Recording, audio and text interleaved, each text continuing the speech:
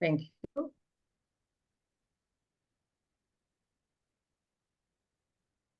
Welcome to the Advanced Toastmasters Club for Leadership Development. We are one of the top 5 clubs globally, as all of you know. We all are dynamic members. And today I am your Sergeant at Arms, Nurul Munawara, and I begin the meeting. The club mission. We provide a supportive and positive learning experience in which members are empowered to develop communication and leadership skills, resulting in greater self-confidence and personal growth. Leadership Speak statement. Leadership Speak is the premier club for experienced Toastmasters to become better self-directed leaders. We are an advanced club focused primarily on leadership development in everything we do. Our timer has a virtual hand raised so we all can immediately see who is keeping that time. Our Toastmaster of the day today is Toastmaster Nocawe. Toastmaster Nocawe, a deputy director responsible for environment compliance monitoring and enforcement in her province in South Africa. She holds a master's degree in environmental management and she joined Toastmaster in October 2021. And she held Exco Club roles since 2022. And currently, she is an area director and division director-elect for the coming Toastmaster year. Please welcome our Toastmaster of the day, Toastmaster Nocawe. Nocawe. Thank you so much, Toastmaster Noro, for the introduction. Fellow Toastmasters and guests, I greet you. I hope you are all good, you are all sound, and you're all happy to be here. Let me just take you to the journey of today's theme. We're saying leaders build quality and lasting relationships. Have you ever built something? Or have you ever seen somebody building something? Okay, now I'm not talking about just building, but I'm talking a quality building product or quality built product. Have you seen how it is built? It is not done overnight. It is a process. It takes time, and you mustn't have an output of what you are trying to build.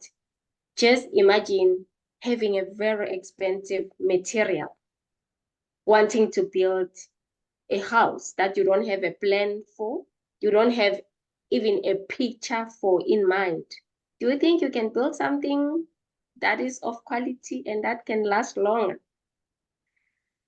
Unfortunately, I have learned that most of us, or most of leaders, they want to have quality relationships, but they don't have a plan. They don't know what they want out of those relationships.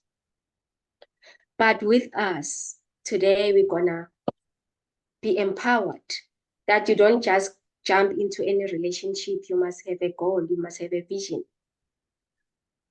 What touched me the most when I did my research was that women struggle to build quality and lasting relationships.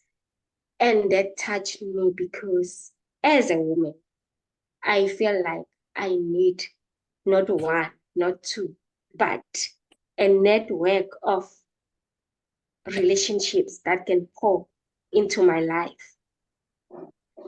You know, in my research, I've learned that there are 3 types of relationships that a leader can build.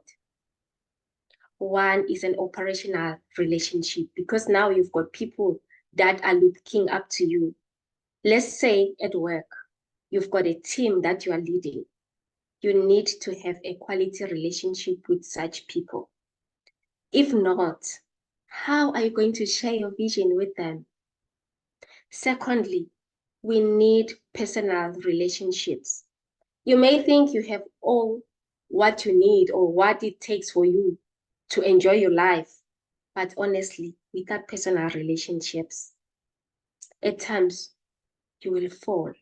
We need them. We need to work on them. And lastly, we need strategic relationships. Remember, we need to grow personally. We need to grow professionally. Hence, today I'm speaking with those leaders who are really thrilled to build quality relationships. That's why we are all here, which means we've got a vision of who we want to become. We have a vision of the leaders that we aspire to be. Hence, we are making all that it takes for us to build such relationship. With that, can I also ask a question? Can you build a relationship without any connection? I don't think so. To be a parent, you need to connect with your children to build a relationship. To be a manager, you need to connect with your leaders, with your fellow colleagues. Without any connection, we cannot build any relationship. And that's the explanation that I found in the Oxford Dictionary when I tried to read as to actually what is a relationship. That it is a way of connecting people, two or more, or things. That connection is called a relationship. You know, sometimes we only concentrate on the one part of the ship, which is a friendship, but we need relationships. Okay, we've said that we are building. And to build something, you need to nurture it. You need to spend time in the thing that you want to build for it to yield good results or for it to be what you want it to be.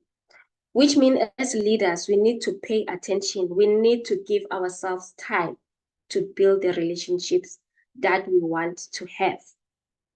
Then why do we need relationships? We need relationships to achieve personal and professional goals with the people around us. We need to build relationships to improve productivity, morale, and engage with those around us in order for all of us to perform better. You know, creating quality relationships create endless growth opportunities. We all want growth opportunities, but how will you get one if you do not work towards them? Okay, in a nutshell, then how do we build relationships? Because we need to have a strategy. You cannot just wake up and you run and say, I want to build a relationship today. You must have a plan. The first one, you need to build a good relationship with yourself. How can you connect with others if you can't connect with yourself? How will you understand others if you do not understand yourself? Building relationships starts with self. Starts with me, it starts with you, building a relationship with ourselves. And we need to learn to connect with the people around us. Leaders, are you aware that you can have people around you and not have good quality relationship with any of them? Let's pay attention. Let's learn to build lasting and quality relationships. Let's learn to build diverse relationships so that you know who to contact when you are in a certain circumstance or a certain situation. Do not allow your ship to drown because you have failed to make quality relationships. Lucky for us in Toastmasters, we've got platforms like the one that we have today. So let's use it to the best of our ability so that we can reap the results that will make us happy at the end of the day. Leaders, let's go out and learn and do it. Let us build good, lasting quality relationships with those around us. With those words, I welcome you to today's meeting.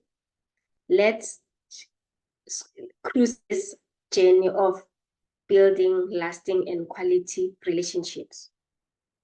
With those words, allow me to call upon our educational speaker for today, Irene, Toastmaster Irene. She is the one who's going to be our first leadership speaker. Nocawe, before you do that, you got to call the timer, the grammarian, and the toast. Yeah. Thank you so much, TM Pram, to remind me. It means like this ship is cruising very fast. Pardon me for that, fellow Toastmasters and guests. I would like to call in the visual stage Melton to give us the toast for today's meeting under the theme that we have, building quality and lasting relationships. Over to you, TM Melton.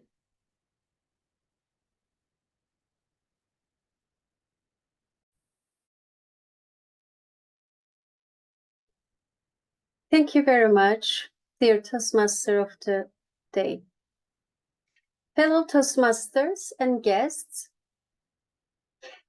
we are here to reflect on the theme, Leaders Build Quality and Lasting Relationships. I think quality relationships should have 3 C's: communication, care, and commitment. When it comes to communication, it can be in personal relationships or professional relationships. We should have a clear and open communication with others. There should be empathy, mutual respect, free from judgments, free from criticism.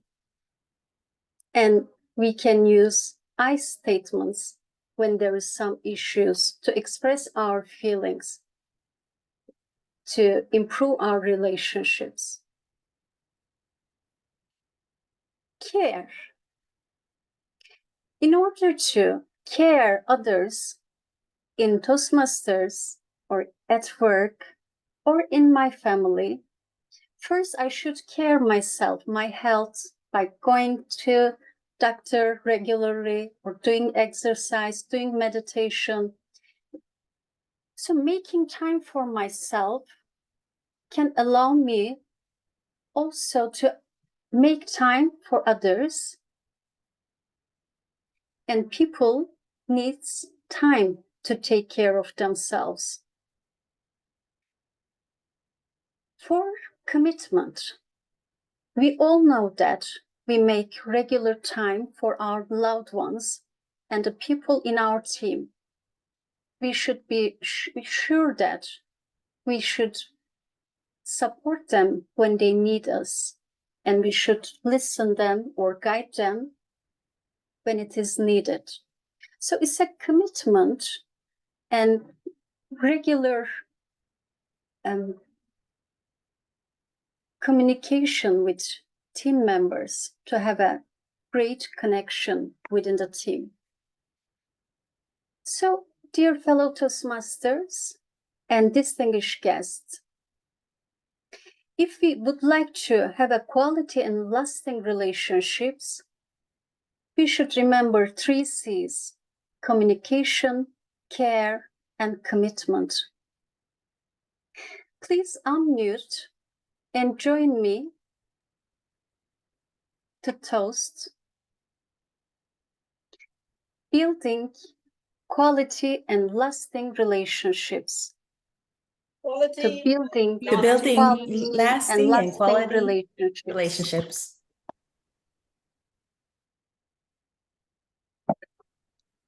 Thank you all. Over to you, Madam Toastmaster of the day. Thank you, Toastmaster Melton. We need the 3 C's: in order to build lasting and quality relationships. We need to collaborate. We need to communicate, to care and be committed, which means we need to be present. Fellow leaders, allow me to call the timer of the day, Toastmaster Lydia. Toastmaster Lydia, the stage is yours. Thank you, Madam TMOD. Good day, fellow Toastmasters and guests. I'm Lydia, your timer today, and I shall time you according to the times as per the agenda. At the end of each session, I shall post the times in the chat box. Please pay attention to my background. Back to you, Madam Toastmaster of the day.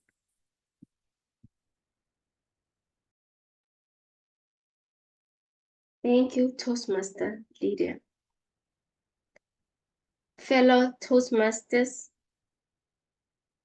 quality relationship builders, and fellow guests, allow me to call upon Irene. Toastmaster Irene will be giving us a leadership educational speech. Toastmaster Irene is a committed leader who always wants and seeks to build quality and lasting relationships. He is a financial manager in her organization. She is, pardon me for the hip.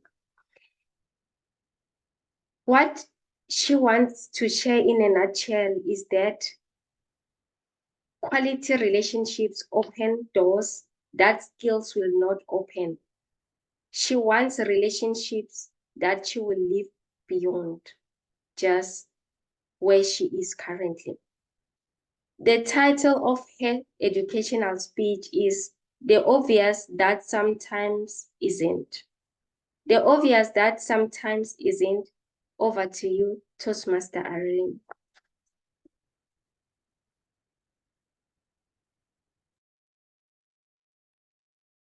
Thank you, Toastmaster of the day, Nocawe. And hello, Toastmasters and guests. Relationships. We all have them. You're a parent, a sibling, a fellow Toastmaster, colleagues at work, and any other relationship I may not have mentioned that you have. The dictionary describes relationship as a connection between two or more people or how they relate with each other. So I would like to share a story of two teams, team 1, team 2. And so team 1, let's take a sneak preview into their meeting room. So the leader is standing by the door and he's got a gruff voice. He's wondering why his teammates did not tell him that it was time for the meeting. He's upset. And he goes on to tell them all the things they have not done or did not do well. And he's so angry. Unfortunately, one team member walks in late. Where were you? How could I get here before you? It is messy. Finally, after about 10-15 minutes, the room quiets and he proceeds to dish handouts to them and says, open page 1 and starts to read. Does not take a break and he just goes on and on and on. And then he asks, any questions? Do you expect anybody in the team to ask a question? I don't. And then he said, if there are no questions, then go over to and get the task done. And they proceed to file out. Let's go over to team 2 and lift the veil and see what they are doing. The team leader is already in the meeting room. He's standing by the door. He's the one ushering his team members into the room. Hi, Roslyn. How was your son's soccer game? Roslyn is excited. We won. And the team leader says, next time, if you tell me in good time, I will come for the game as well. Kathy, did you find your pet? Kathy's like, yes, we did, we found my pet. And he talks to every team member, addressing them by name and asking them how they are doing, not just at work, but even in their personal lives. And then at the top of the hour, they settle down, and in front of every person, he had already placed the handouts, and he tells them, please open page 1. And proceeds to go through that document and says, kindly hold all questions until the tail end, and then we'll address all the questions then. So at the end, he allows his team members to give feedback, to ask questions. Anything that could be done better is raised at that point. They agree that every 2 days, they will have a 10-minute check-in to ensure that the project is on track and address any challenges that may arise along the way. So, Team 1 leader reminds me of those people who, when they call you, you want to put your phone at that level. They are shouting. You're like, could you just speak in a normal voice? But I don't want us to spend time on team leader 1. Team leader 2. What are some of the things he did? You can see he knows about his members' personal lives. And it's not because he's trying to police them. No, he's just concerned. He invests in them. He knows how they're doing. He knows, did you hear? He knew there was a soccer game. He knew there was a lost pet. He communicates effectively. He pays attention. He shows up on time. He was the first one in the room. He trusts and respects his team members. I'm sure every one of us has there is some game going on around you, some sport going on around you, whether you like sports or not. And in team games, there is always one player who's better than everybody else. If that valuable player decided that they want to play alone in that game, they will not win. He can be the best he is if he collaborates with the team. Eliud Kipchoge, the world's greatest marathon runner, says 100% of me is nothing compared to 1% of the team. And so, no matter how gifted you are, you will be able to do some really great things. When you collaborate with others, then you achieve a lot more beyond your wildest dreams. I will repeat, to become and achieve the very best version of yourself, you need others. Let me bring this a little closer home. This meeting today has a minimum of 22 role takers, whether they are the sergeant at arms, they're delivering speeches, they're evaluators, minimum 22. And then, of course, the ones who are listening in.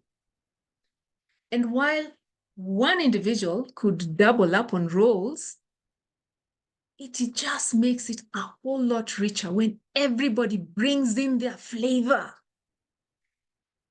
We know a lot goes on behind the scenes. There are questions asked. There is practice, correction where necessary. We know we have the soft-spoken ones. we have the humorous ones and the ones who have loud, booming voices. Amir Sayed says, relationships will open more doors for you than your skills ever will. Connect with people, give them value, and they will reciprocate. Therefore, investing and sustaining quality relationships will definitely give you much greater returns than you could ever imagine. You and I have the power to build unstoppable teams by investing, collaborating, respecting, listening to our team members to do what? To yield quality and lasting relationships. I invite you to build quality and lasting relationships in your personal lives, in your professional lives. Back to you, Toastmaster. Thank you so much, Toastmaster Irene, for such an informative, educational speech. Fellow leaders, are you like the leader in room 1 or the one in room 2?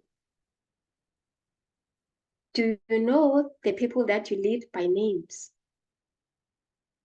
Do you respect them and show them that you care?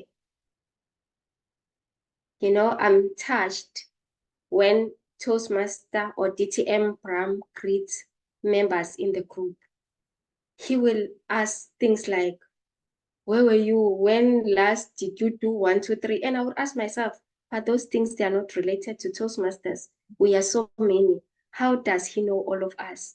Then I've learned that this is a leader who is keen to build lasting and quality relationships. He goes beyond what others can see and what others can overlook. With those words, fellow leaders, let's go out and show people that we care, connect with them. By so doing, we'll be so amazed about the results that we'll get from the relationships that we are continuously building. The day you meet somebody, it's an opportunity for you to build a good relationship, regardless of their status in life. Fellow members, allow me to call the grammarian of today's meeting, Tati, Toastmaster Tati. Over to you. The virtual podium is yours. Madam Toastmasters, fellow Toastmasters and guests, as grammarian, it is my responsibility to pay close attention to all speakers, listening carefully to their language usage. I'll take note of any improper language, as well as any outstanding words, quotes, sayings, or thoughts. As grammarian, it is also my duty to introduce the word of the day. For today's meeting, the word of the day is devote, which means give all or most of one's time, effort, or resources to a person, a cause, or an activity.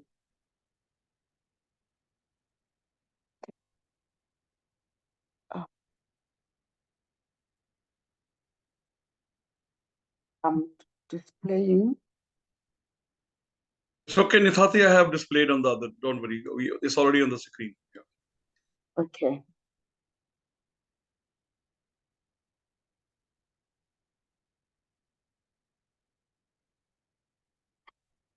An example of using the word is, she decided to devote her spare time to volunteering at a local old age home, where she helps the aged with physical exercises. Each speaker is encouraged to use the word of the day.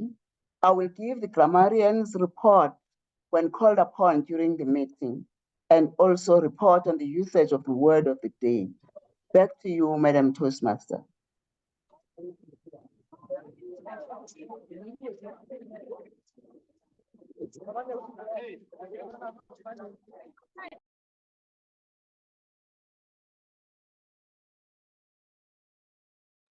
Zoom master, please.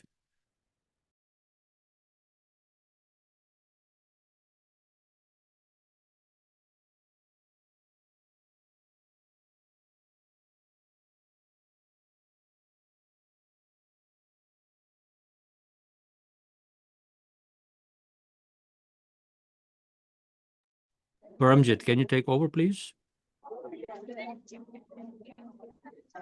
Okay, sir. Just 1 minute. Who's speaking? Just give me 1 minute. What's the name?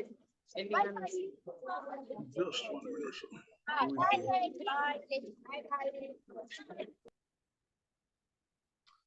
Who is speaking there? She's disappeared.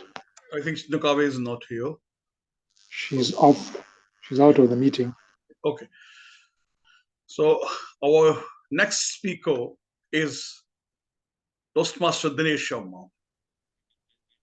Before that, I would like to call upon the evaluator to speak about the objective, that is Paramjit Singh. So I read about the objectives for him, for his speech, and his project objectives. He is doing a speech from his level 5 ethical leadership. He's moderating a panel discussion. And the purpose statement for that is, the purpose of this project is for the member to develop a clear understanding of his or her ethical framework and create an opportunity for others to hear about and discuss ethics in the member's organization or community. Over to you. May I welcome Toastmaster Dinesh, who is our charter member and based in Canada. And I'd like to call upon him on the stage. The stage is yours, Toastmaster Dinesh. Thank you, Toastmaster of the day, fellow Toastmasters, and welcome guest. In line with the theme of the meeting, which says leadership builds quality and lasting relationships. Relationships are very, very important. And what Milton said also, how do you build quality relationship? Because you do communication, you have care, and you have commitment. And I am honored and blessed to have 3 wonderful panelists as part of my presentation today, those who embodies all these 3 values that Milton mentioned.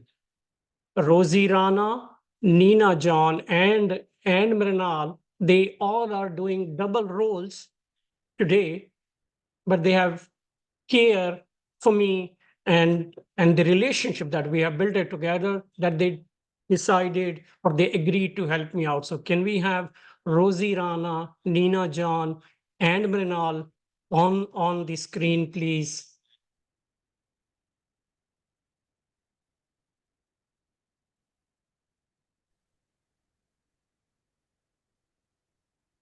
Have Rozy also, please.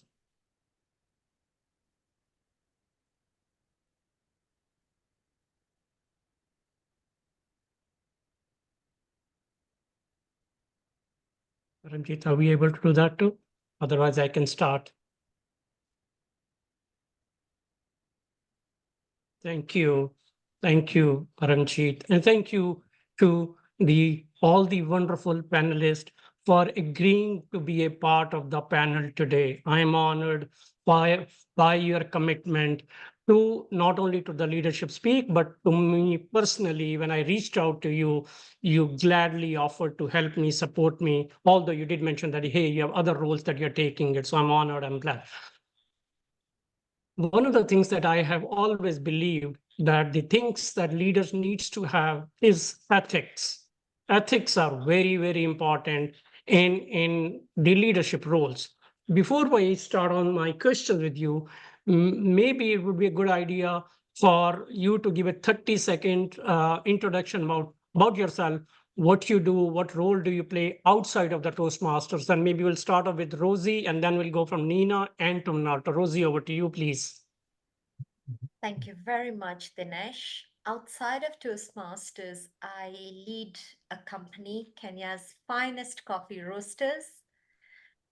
We roast, grind, distribute coffees, and my role is to delight everyone's taste bud with delicious, delightful coffee to keep them alert and energized all day.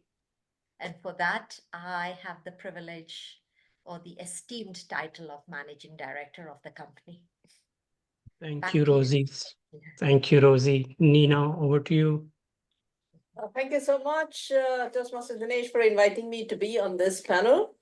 I am a communications catalyst, helping people enhance their communication skills. I'm also an author and professional speaker, and I have been a past district director of District 82.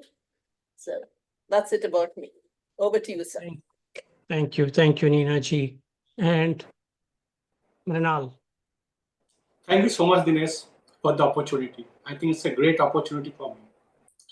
So I'm working in a pharmaceutical industry, GlaxoSmithKline, working as a market access manager. So my role is to that launching new products for India and also maintain the patient benefit ratio. So that's my role as a market access manager. I'm here to help the patients through market access. So that's my role. So patient can get the medicine free of cost, so government will purchase. So that's role I'm doing. And I'm handling almost more than near about 1,500 kilometers area I'm handling right now. And indirectly, I'm handling people of more than 300. So that's the role about. Thank you, Mrinal. Thank you, all of you, for the brief introduction.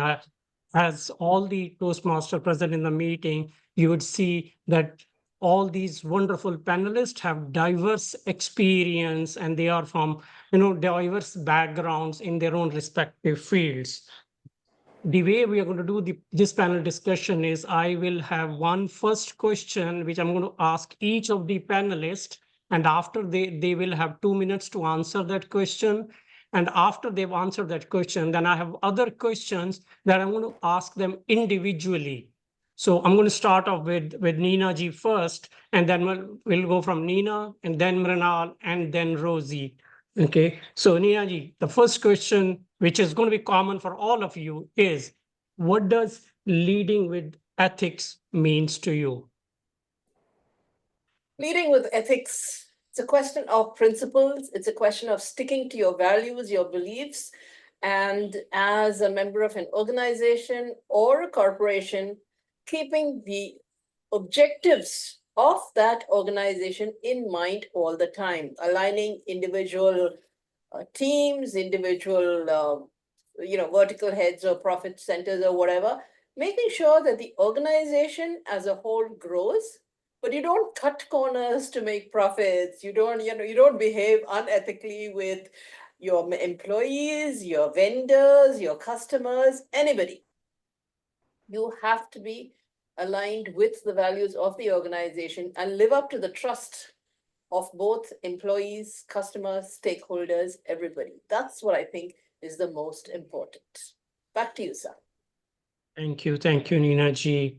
Yes, trust is very, very important in anything and everything that you do. And more importantly, in business, trust is very important. So we will come back on more questions on leading with ethics, but over to you, Mrinal. What does leading with ethics means to you? So I think it's very important. Even I'll just share with one study, Gallup study, where you can find that if an organization ethically run, then there is a almost engagement increase by 73% employees. So I think that is crucial. Why I'm telling like all of you, because when you connect with your internal employees and external stakeholders, it is very much important. You should be transparent with your objectives. What is your goals? Everybody should align in the same page. Otherwise, conflict started. So that's why, for me, you should lead by example through transparency, clear communications, and act with integrity. I think that is important.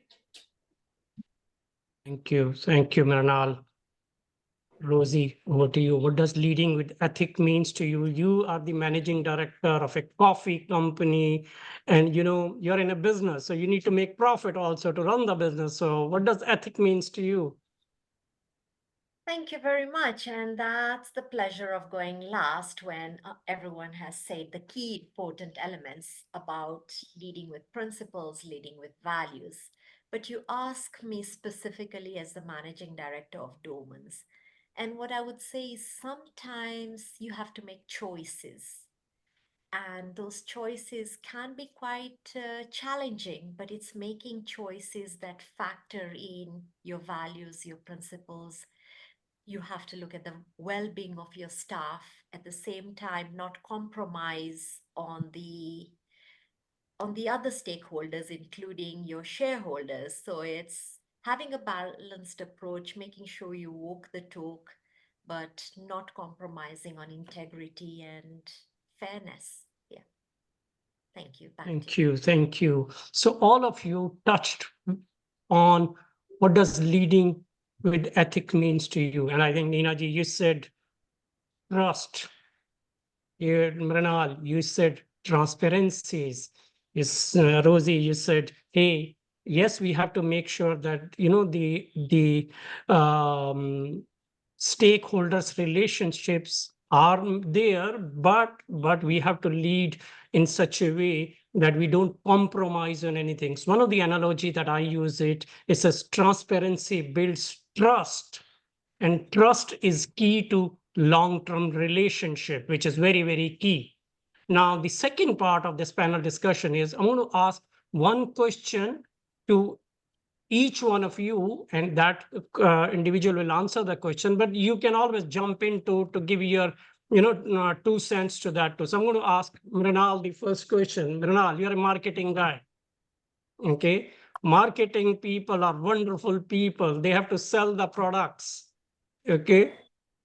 But then ethics are equally important for marketing people too. Right. So I would ask you the question that what are the 5 principles of ethical leadership, considering that you're a marketing guy? Okay. So what do you, Manal? Thank you, Dinesh, for asking such a wonderful questions. And as a marketing, I think first and foremost, important for me, that's ethical leaders should respect others. Whether external or internal, you should respect to everyone. I think that is my learning experience throughout my career. And second, we need to serve others, because I'm in the pharmaceutical industry and I'm dealing with life-saving drugs. So for me, it's important to share the exact positioning of our product to the customers, because it related to lives. So transparency, trust is very much required in our professional. Third, I think you should be clear communications with your I think customers, even also internal stakeholders, what you want to communicate. If you provide data, statistical data, then that should be correct. And be careful, because it's related to the patients. We are dealing with the science, and science is always within the perfect. There is no statistical errors. Whatever data you have, you should communicate clearly to the teams and also the external stakeholder. I think that is important. And one thing I think important as a marketer, you should be honest. Talking about sometime what happened, because we are dealing with many products, sometimes products may not be available, sometimes it will take time. So it's always better you should communicate with external stakeholder with honesty. I think that is important. Even because I'm dealing with a government authority, it's very much important that what we can do, what we cannot do, we should clearly communicate with the customers and be honest with your communication. I think that is important. And one thing actually, for me, actually, last component is important, building community, because we are serving the community. My role is actually, I'm in the pharmaceutical industry. We are serving the people, serving the population for the healthier community. So for that, you should be always stick to your mission and visions of your company. I think that is important. And you should be transparent. I already mentioned that. I think these are the 5 principles we need to follow in day-to-day basis life to becoming more acceptable for the external as well as external community. Thank you, Mrinal. You touched very, very rightly on many, many things. Nina, Raji, or Rosie, do you want to add anything on to what Mrinal said? Well, Renal is being honest and all of those things, but I always find it so sad that international corporations, for example, now in India, we are considering the fact that there are some international milk powder producers who are setting, who are using one set of standards for their products in the first world and not in the second world. Into the third world, not even second, they call us third world countries and treat us exactly the same way. And unless there is more awareness amongst consumers, unless there are more activists that raise their voices, we cannot question these people. There is money power, there is marketing power, and there is the perception that if it's an international product, it must be good. So I think with all due respect to Mrinal, international organizations are a little short on ethics. So back to you, sir. Thank you, Nina ji. Rosie, do you have anything to add to or yeah? Thank you. I'm just going to, carry on with what Nina has said. I don't know that it's international only. I guess it's global. You're going to find people of all types. But when you talk about the international companies, and I don't know the specific milk powder company that you refer to, an example is given of Johnson and Johnson, where they have their talc-based powder, and it was, the Americans and the Canadians sued them, claiming that it contained, can't remember what ingredient. Yeah, asbestos. It was asbestos. Yes, it was asbestos, which was cancer causing. So while they pulled them out and while they showed that research was done which was categorical in showing that asbestos was not harmful in their products, they still moved on and continued selling them in Africa and Asia, as far as I know. Now, I think this takes me to the principles remain. What Mrinal has said are the principles, but often there's a conflict of interest which makes application of ethics or practicing ethics become a challenge, and you have to be very strong to resist the pressure of profit, resist the pressure of the biases that you have over time. So the principles that Mrinal said stand. Nonetheless, do people apply those principles? There are often pressures outside that cause them perhaps Dinesh ji, yeah. Sorry. May I just add something to what Rosie said? Yeah. Right. So there is also a flip side to that, right? Now, Johnson & Johnson in America was sued for cancer-causing powder by a lady who has been using Johnson's baby powder all her life. Now, I think any product, if you use over like 30, 40 years, you're going to have different side effects. And if you just drown yourself in that particular powder and then say it caused you cancer, we need to have another think. So if you use it for babies, limited amount, 1 year, 2 years, and that's the way we brought up our babies. So sometimes the corporates are just attacked because they may be easy game.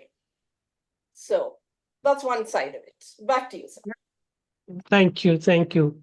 Rosie, you touched a very, very good point. It says, when you're leading with ethics, okay, it becomes challenging to resist the pressure of making the profits or the stakeholder. So in your role as the managing director of the coffee company, I would ask you that how difficult it is to manage the ethical leadership on a day-to-day basis. You ask a very broad question, and I'm very proud to say that over the years we have instituted a culture that is enabling and that helps us remain true to our word. That said, we are part of a society. You do not work in isolation, and there are things around you. Let me take, for example, and maybe this is not so common in Canada, Dinesh, where you come from, but I do know that you go back and forth between India and Canada a lot. So here, let's just say every year at the beginning of the year, you renew your business license. And it is an expectation that you cannot just go pay a fee and get the license, no matter what. There's an expectation of a facilitation fee. Now, at Domans, we have taken a stand that we will not pay any facilitation fee. And part of how we entrench this culture is we do have training across the board. We have everyone who has to sign up to an ethical course, and it's mostly virtual, but the way it's structured is you can't ignore what's happening on the screen because you get asked questions about it, and you can't proceed until you get it right. So you're forced to rewind if you don't get it right. So it makes sure, so you have to do it. So going back to this scenario, we are now in June and we only just got our license, which we had applied for in January, only because there was so much challenge, there was so much difficulty because we refused to extend a bribe. And so we do face these challenges and we remained steadfast. And finally, there was absolutely no option because we had escalated the issue. It got to the Kenya Association of Manufacturers, who does the lobbying for us. And they were able to speak to the right people to make sure that we don't get the obstacles. But you need patience. It takes a lot of time. Sometimes it can be very frustrating, and it can even result in business closure. But I think when the employees buy in, when they realize that, we are not doing anything wrong, you find you get so much buy-in, so much support. So it's constant. While the pressure is there, you have to remain strong, and over time, the culture gets entrenched. That's what I have to say. And I'm happy that today we can claim to be what we call in our area, in our organization, blue, which is we do not accept nor will we participate in unethical practices of that nature. Thank you. Thank you for sharing the culture that you have built at your organization, which is again to the word of the day, devote, that you've devoted to your employees, you're devoted to the ethics. Nina ji, you or Mrinal, do you want to add something to what Rozy already mentioned, is how challenging it is to manage on a day-to-day basis leading with ethics? I will say, because I have a few more questions. So if you could be quick in 30 seconds, that would be wonderful. So Nina ji, you first, and then Manal. I think Rozy touched on a very important point, which is that it is the leadership that has to be ethical, set the standards, and follow it on a day-to-day basis. Only then will it percolate down to the grassroots, and only then will people, because you say one thing and you do another thing at the top level. If you don't walk the talk, people are not going to obey anything that you're going to say. And I think that's really, really important. Set the values, set the beliefs, set the principles, and follow it up with action. Back to you, Dinesh ji. Thank you, Nina ji. Manal. So I'll just add, I think one part is very much important. Rozy talked about two important critical factors. I think that is important. One thing is actually educate and training on regular interval. To everyone should be in the same platform. And another part I think is very much important to promote diversity and inclusion, because nowadays we face a lot of challenges on these parameters across the world. I'm not talking about particularly any one country. This is there. So right now, that's why most of the company, they are also promote the diversity and inclusion regarding this salary structure in the same level. So I think that's important. And so that's why one thing I just want to communicate, I think we should communicate clearly to avoid such kind of, I can give you a lot of example, but I think we don't have proper time, because what happened recently in just 7 months before only, our organization job card is almost 500. So there are a lot of rumors are there, and how you handle that. What are the reason behind that? So you should be clear, communicate with the employees. Otherwise, it will create a lot of gaps.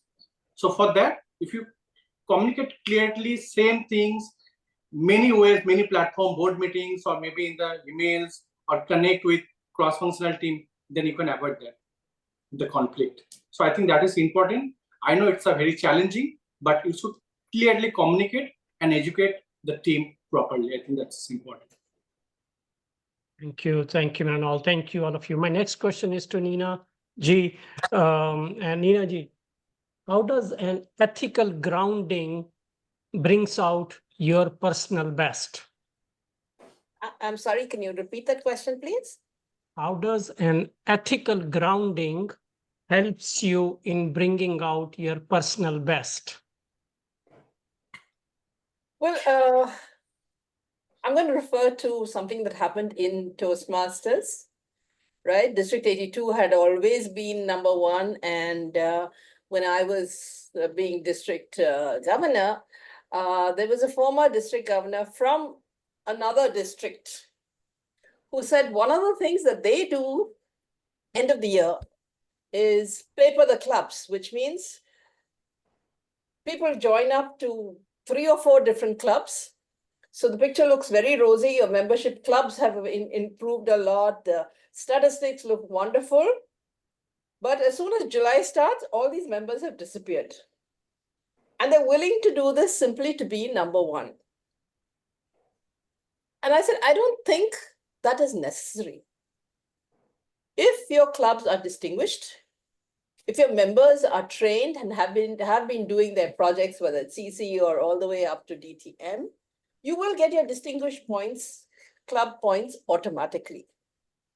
And simply having members that are going to give up the membership in 3 months is killing clubs. It's the wrong example to give. It is the wrong strategy to follow.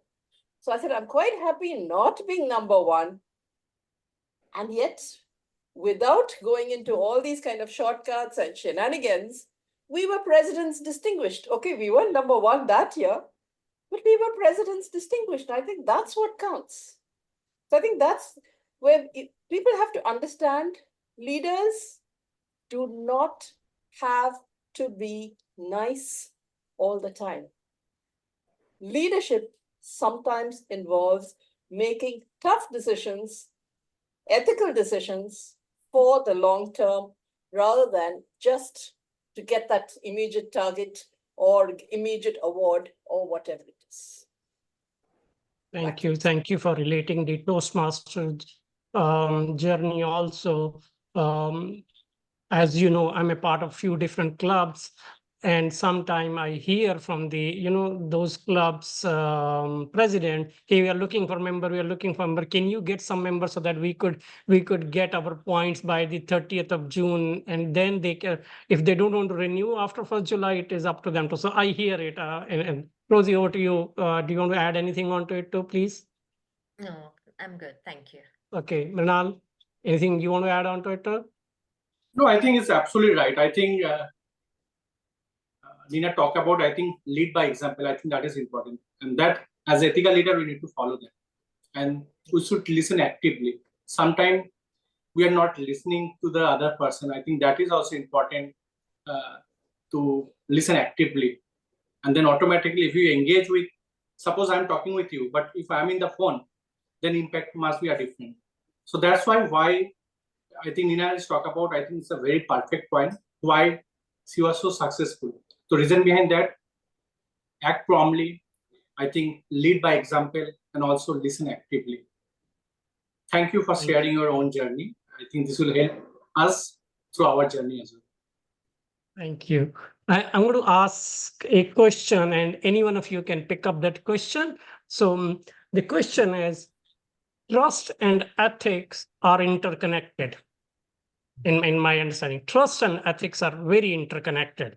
So do you want to share anything on that statements, that our trust and ethics are connected or interconnected? Any one of you can pick up that question. So I think I just share my own journey. I think ethical and trust, why both are parallel.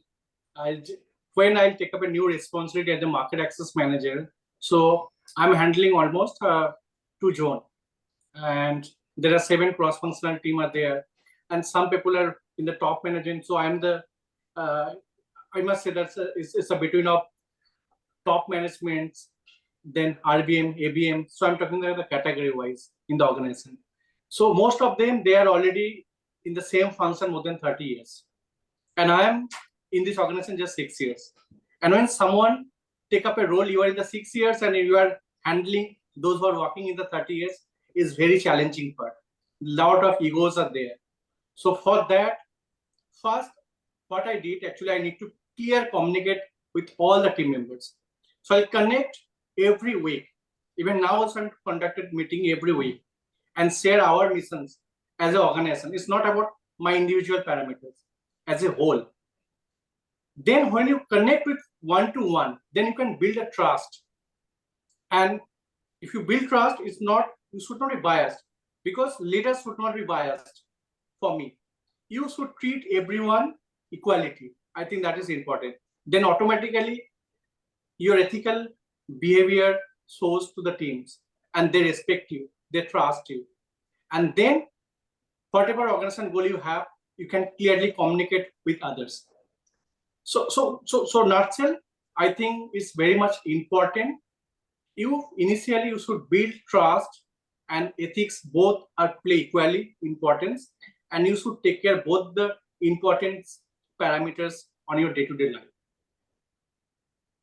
Thank you, Mrinal. This has been such an interesting conversation, and I think we could go on and on, but we have to be very respectful of the time. We learned so much today: transparency, communication, managing different pressures as the business leaders, but still remaining ethics is very, very important. Thank you, Rozy. Thank you, Neena ji. Thank you, Mrinal, for taking the time and helping me, supporting me to complete this project. I just want to share this with this. I'm kind of completing my level 5 in the team collaboration project also. So you guys played an important role. Thank you.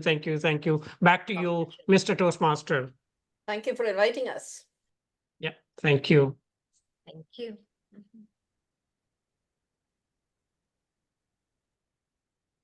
Thank you, leaders, for such a wonderful session. We have learned that as leaders, we need to devote ourselves in conducting ourselves ethically in all that we do, so that we can be well trusted. With those words, will allow me to call upon Mohammed, who is an evaluator, for our second speaker.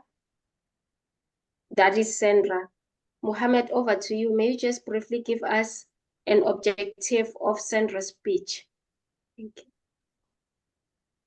Thank you very much, Madam Toastmaster of the day. So this speech is from Engaging Humor, and Sandra Valks is going to deliver a speech. The objective of the speech is to collect the humorous stories and then prepare a speech to deliver with humorous anecdote. And I'm going to evaluate on 4 factors. One is the pauses that she's going to use in the speech. Second is the delivery of the punches. Third, the impact of the speech on the audience. And fourth is overall the speech, how the speech reflects the person as a humorous person. Over to you. Thank you, Toastmaster. Mohammed? Humor is one of the great bridges connecting a speaker to an audience. Fellow Toastmasters and guests, allow me to welcome or help me to welcome Sandra as she presents Growing Up, We Learn. Really, we do learn. Growing up, we learn. Really, we do learn. Over to you, Sandra. Thank you, everyone. It is so great to be back again. I am devoted to finding a way to be humorous and to be humorous in my own style. I am not a stand-up comic, but I hopefully am a very good storyteller. And I have a story for you because, as already mentioned, quoting right from Toastmasters International, humor is one of the great bridges connecting a speaker to the audience. It is a highly effective method of breaking down communication barriers. And in my experience, going into boardrooms and very serious meetings, having some humor is a way to draw people in, let our voices be heard, and get into the communication. Paying attention to life is absolutely the secret of learning, because everything we needed to know we learned in kindergarten, if we had a kindergarten. I didn't have a kindergarten. As you know, I had my little one-room country school, and today I want to share a story of memories that my friend shared with me. Now, Brian is 81, 82, whatever, so I'm talking about him growing up 70 years ago. In Canada. And for anyone who doesn't know Canada, we are huge. I believe we are the third largest country in the world. Huge. If I want to drive from where I am near Toronto out west, Brian says you'll want to plan 10 days. Huh. Now, while I would be driving, I would go through Saskatchewan, one of the 10 provinces.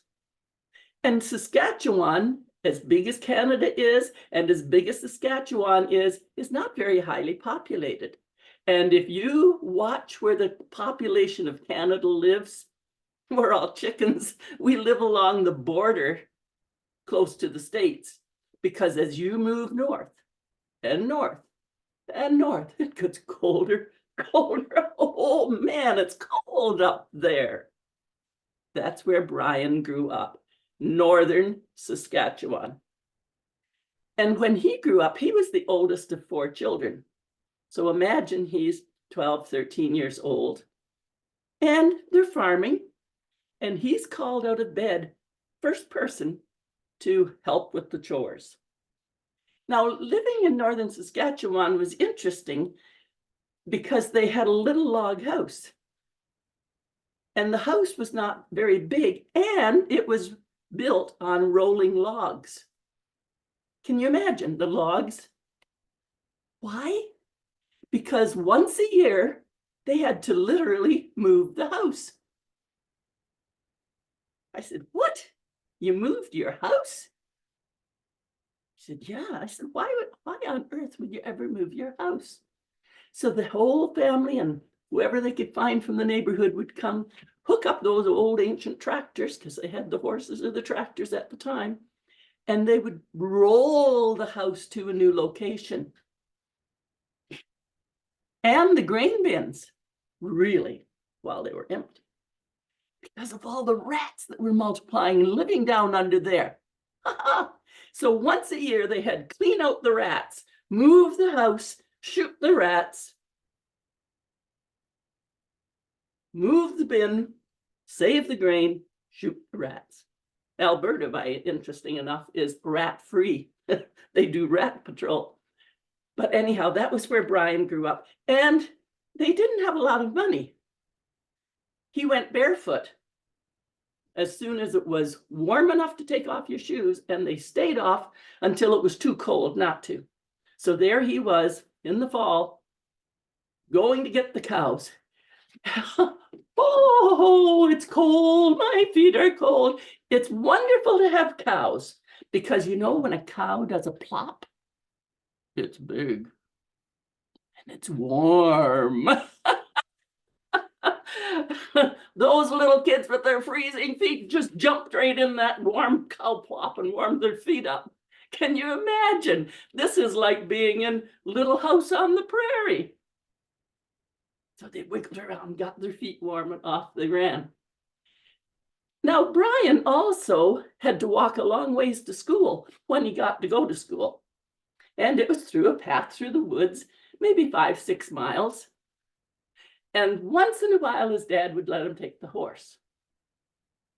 So up on this great big old horse he got, and off to school he went, and they're going around and wandering around a path. And there they come. Around the path, a bear!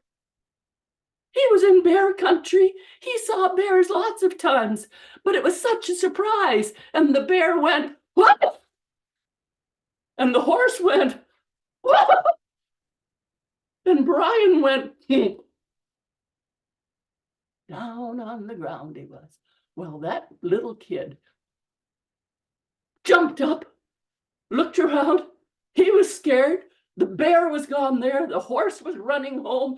And there was Brian, eyes big, bum sore. And he's thinking, if I run home, Dad's going to send me back to school. So he had started home, thought about it, turned down his cell, and he ran to school. He ran to school because those big eyes, that big bear, that fast horse, all gone. Now you'll say, well, so what's that got to do with learning anything? What's that got to be with being devoted to life? I'm going to ask you just to go back in your own memories, whatever they were. And what did you learn just living life? When the bear came into your life, what did you learn? Were you a scaredy cat? Were you shocked? Were you resilient? What decisions did you make? When the horse went up and you went whoop. When did you learn your resilience? When did you learn that you survived? Hey, because I survived that, I can survive anything. When did you learn to bring joy into your life and know that one day this is all going to be very funny? Toastmaster?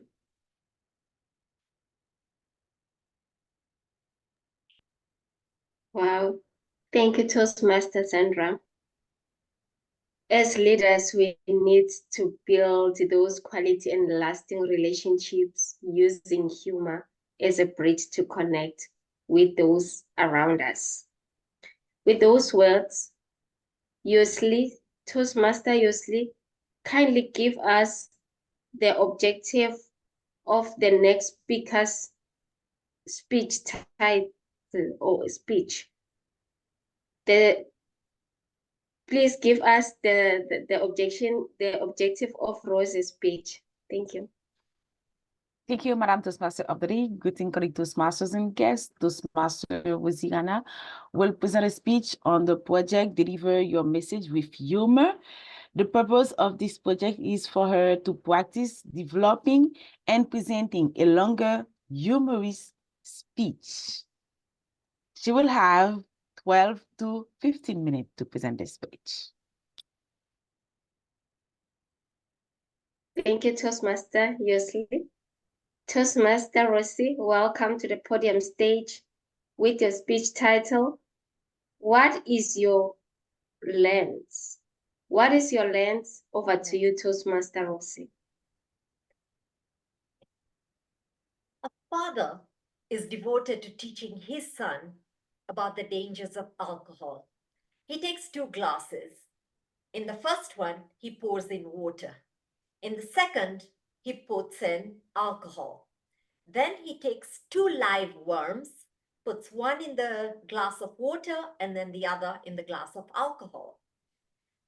in a few minutes, the worm which was in the water is alive and well, but the worm which was in the alcohol has curled up and is dead. He says to his son, "So what have you learned from this experiment?" The son goes, "Wow, Dad, I have learned that if I take alcohol, I will never have worms in my stomach." Fellow Toastmasters, ladies and gentlemen, was your perspective the same as the father's or the son's? Or did you have a completely unique perspective? Life is all about perspective. Let me ask you this. Are you someone who's very productive in the mornings? Or are you perhaps someone who's more productive at night? Ask the early bird, and the early bird will say to you, "How does one sleep in till midday? The day is gone. That's insane." But ask the night owl, and the night owl will say, "How does any sane person wake up at 5 a.m.? Now that is the definition of insane. All different perspectives. Neither is right inherently nor wrong. It's like at the beginning of this meeting, we had Mohammed Azmuddin talking about books and the importance of reading books to him. And for him, it's hard copy books. Yet, from the perspective of our millennial, come Gen Z Baron, I don't need to read a full book. 20% of the book is enough. I get the lessons, and that's all that matters. Different perspectives, they all feel they're getting the lessons they need. I want to talk to you today about how a perspective shaped the person that I am. And for that, I'm going to first begin by introducing to you two friends, Sheila and Tina. The village of Moranga is famous for three things: ripe, juicy mangoes, the glorious view of Mount Kenya, and the birth of Rozy Rana. My mother wanted 3 children. I was the 4th. Perhaps someone should have told my parents something about family planning. Now, Sheila has this to say. Sheila says, "Oh, Rozy, you're an unwanted child." Well, certainly, with Sheila's perspective, you would be expecting me to give a miserable sob story of my growing up deprived and dejected. Tina, on the other hand, had this to say: "Rozy, you are a blessing for your children, for your parents. Let's look at what really happened. In my village, the villagers are the Agikuyu tribe. For them, the more children you have, the more prosperous you are. So when my mother couldn't hide her bulge anymore, first they looked at her and they said, 'You are so fat now.' But after a while, when they realized that the roundness had to do with a bit more than fat, they were super excited. The whole village celebrated with prosperity. It was as if every one of them had won the 649 lottery. Thus, they named me Ruzmina, gift of love. And perhaps this is why I believe everyone needs a dose of love, and I'm here to shower love on them. I shudder to think what would have happened or how my life would have shaped out had Sheila's perspective been the correct one, had it won the day. Where would I have been? What would have unfolded for me? Now consider this. Different story. A person looks out of the window, sees the overcast clouds, thinks, "Oh gosh, how depressing, it's going to rain." Another person looks out, sees the same overcast clouds and says, "Okay, I'm going to have a quiet time, movie night today with popcorn, I'll watch Netflix. Same sky, same window, same clouds, different perspectives. One is out there to buy an umbrella. The other is off to Fantasyland. Perspective is a strange thing. It is like a kaleidoscope. Twist it one way and you get a beautiful pattern. Twist it another, and it's kind of a messy jungle. But it's different. The arena, which is really the ultimate playfield when it comes to perspective, is the marital space. A wife says to her husband, "We need to talk." The husband goes, "Gosh, now what have I done wrong? Does it even matter? I'll be blamed for everything." The wife sees this opportunity to connect. The husband sees it as a prelude for a fight. Yet, if each of them adjusted their perspective just a tad bit, perhaps they would get closer. At the very least, they would order takeout dinner and have a beautiful romantic night. Oh my gosh, I can see that the men in the room do not believe me. Trust me. I know the woman said we need to talk, but trust me. Sometimes a shift in perspective will remove the I am from impossible. It makes the impossible possible. But it's not always one way or another way. Just like this Rubik's Cube, there could be varied perspectives. Consider this. You are Mrinal, head of marketing. You're looking at a new product launch. You discuss it with your team.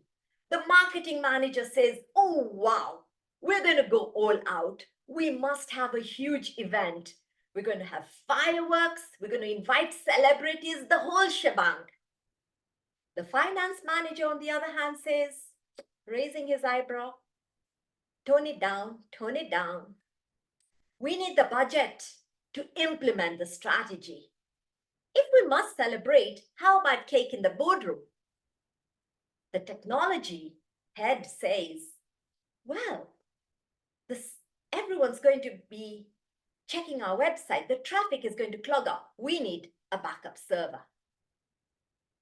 A mix of all this might give you the best strategy. Who knows? A good celebration with virtual fireworks, perhaps an affordable press release, some cake, maybe it would work. Who knows? The point is that this gives you a melting pot of ideas if you allow the different perspectives. None is inherently on its own right nor wrong. Let's take this room here. I'm sure we've got so many different perspectives about different things. I'd like to invite just a few comments now about your perspective about what will unfold in the future in the next 5 years. Feel free to raise your hand and we'll unmute and hear you. What will unfold, whether it's in the technology space, perhaps a new product that you foresee. This year, last year was full of AI. Let's hear from anyone who'd like to share. Yes, thank you, Bram. Go. I think the world will move more sustainable. We'll see more green energies and technologies come, and it'll be aided by artificial intelligence, actually. Fantastic. So both of those. Thank you very much. Sustainability as well as hand in hand with artificial intelligence. Thank you, Dinesh. One of the things that I've started noticing in the last couple of years, and I think this is applicable both in Canada and India where I visit, the coming generation is becoming more and more aware of the challenges that the world is facing. And they all want to step up and help. I mean, within my own close network.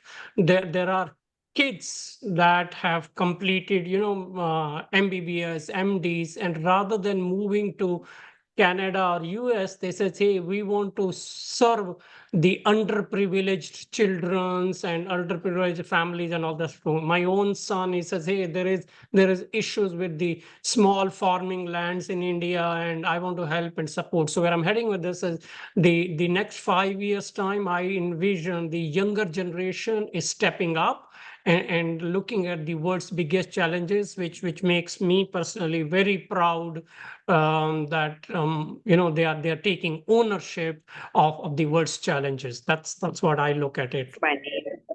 Wonderful. So you see people stepping up and possibly moving away from the so-called developed world and coming to help those that are rising up their challenges. Yes. Fantastic. Thank you.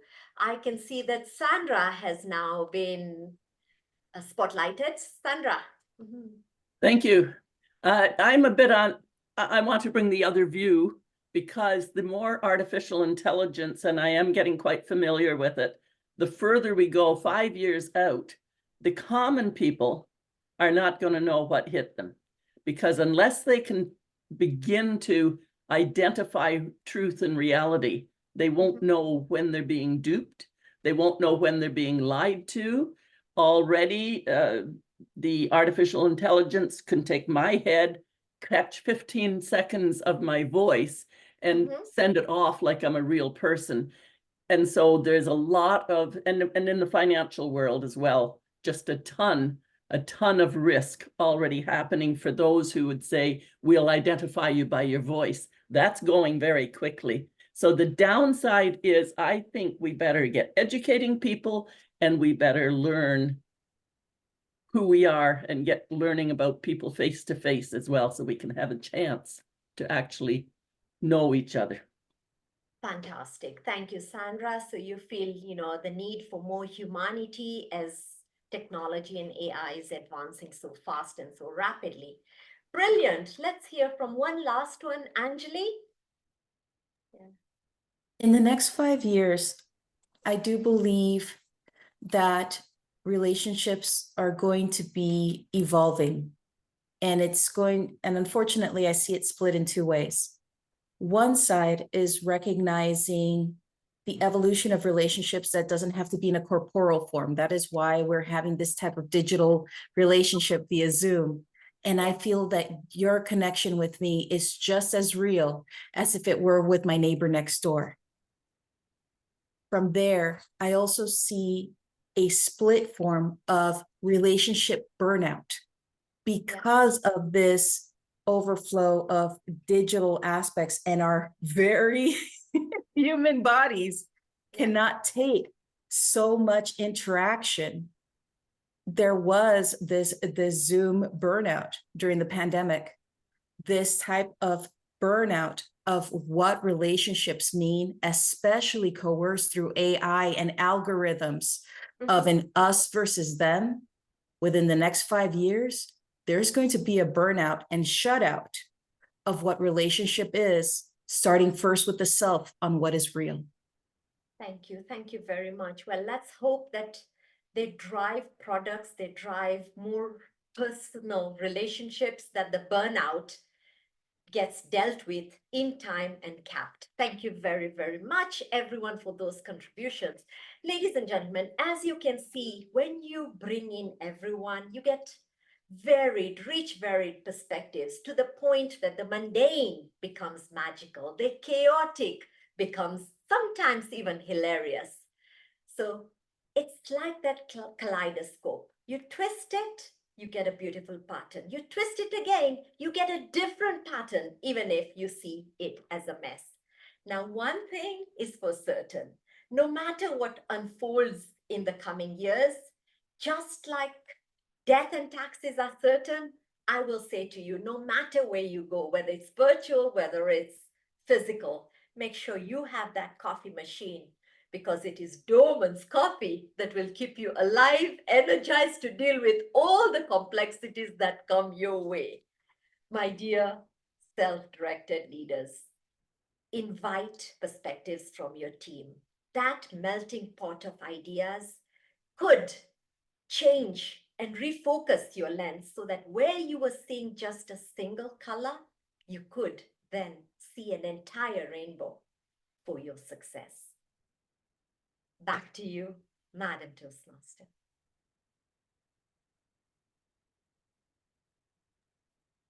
Thank you, Toastmaster Rozy, for reminding us that to get clarity in the complexities that we normally encounter around us, we need to engage. We need to communicate clearly, because with communication, as much as there's no right or wrong to other things that you've mentioned in your speech, but it becomes clear the more you engage. Thank you so much. We move to the fourth speaker, who is Nina Jones. Before we call her to the virtual podium, Toastmaster Karine, kindly give us the objective of Toastmaster Nina's speech. Thank you, Madam Toastmaster of the Day. This is my pleasure to evaluate Nina John. The objective of this pathway is to present an established story, a story about the speaker life, or a fictional term, speakers on creation. She will be delivering her speech between 5 and 7 minutes. All the best, Nina. Back to you, Madam Toastmaster of the Day. Thank you, Toastmaster Karine, for the objective. Fellow leaders, help me to welcome Toastmaster Nina under the title of her speech, You Be You. You Be You, Toastmaster Nina, over to you.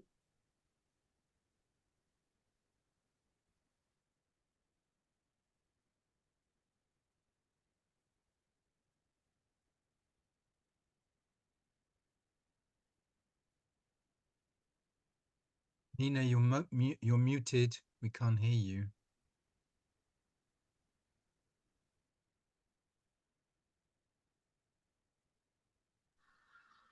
You're on mute, Nina.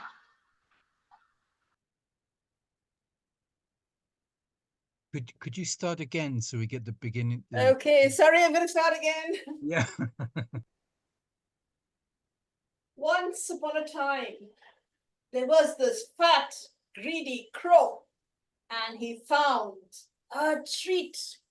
He said, I'm not going to share this with any of my brothers and sisters. I'm going to go somewhere and eat it by myself.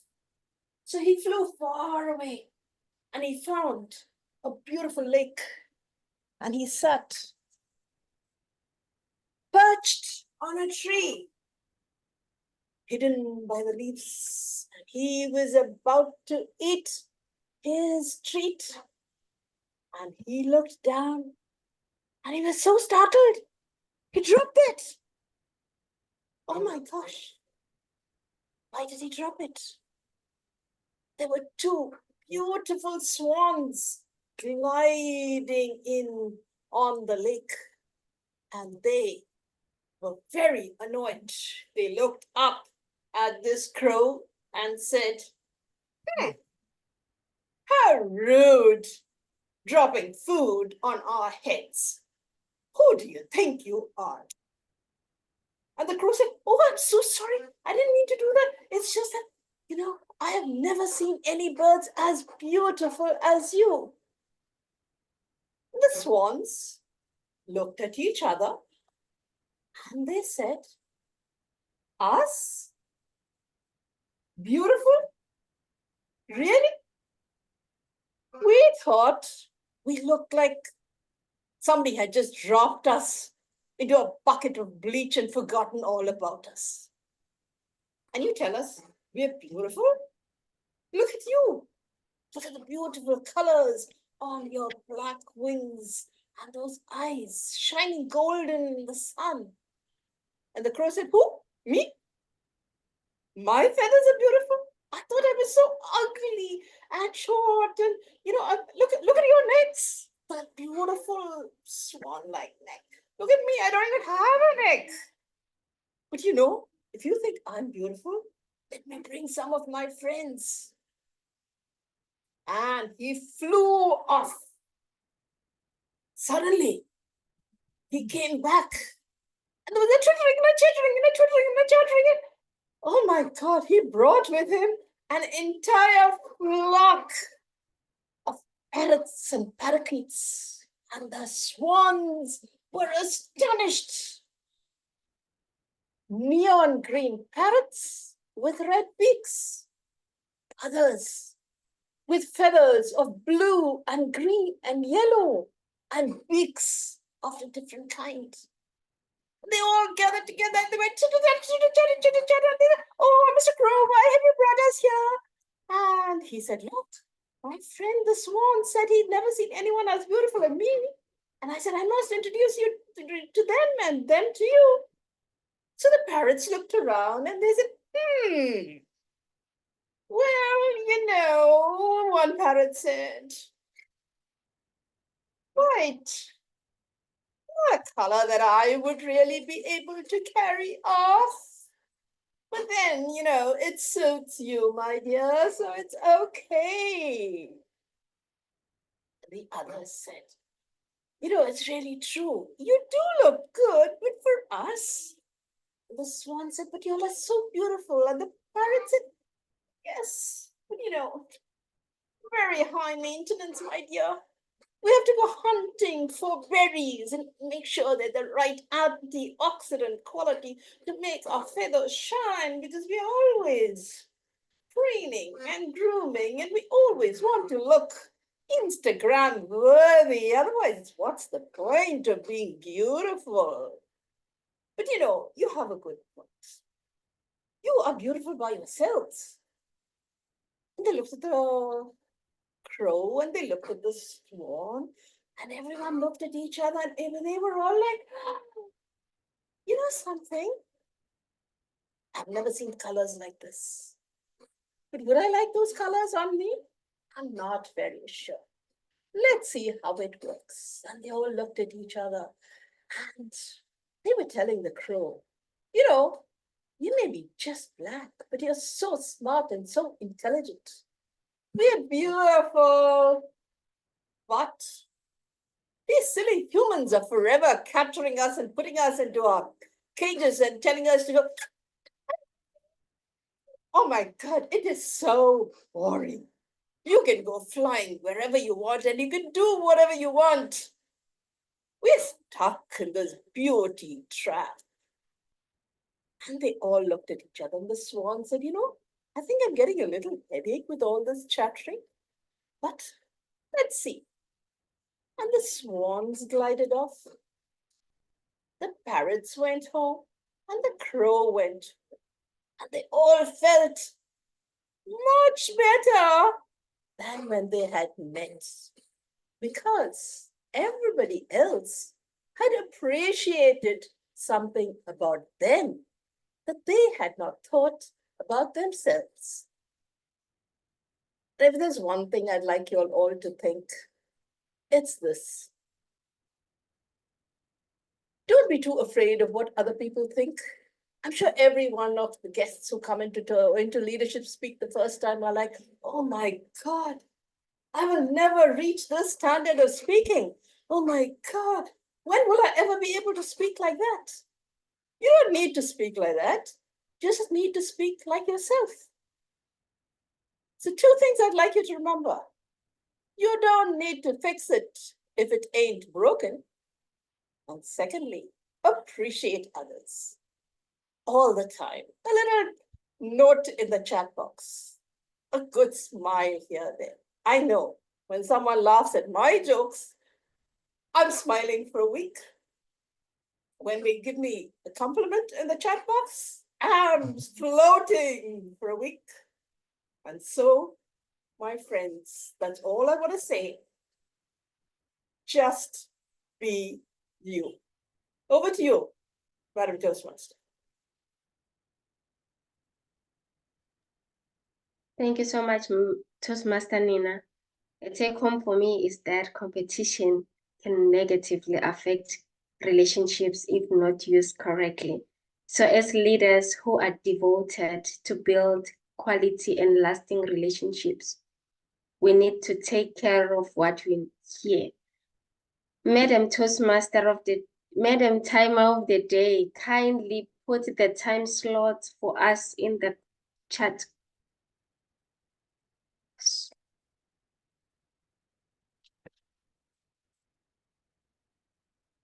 And fellow Toastmasters and guests, there is a poll in the, okay, it has been removed.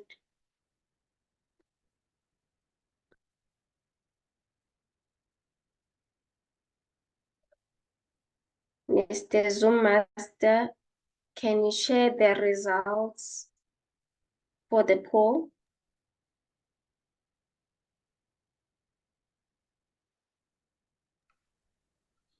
Fellow Toastmasters and guests, you've seen the results. Rozy is our best speaker.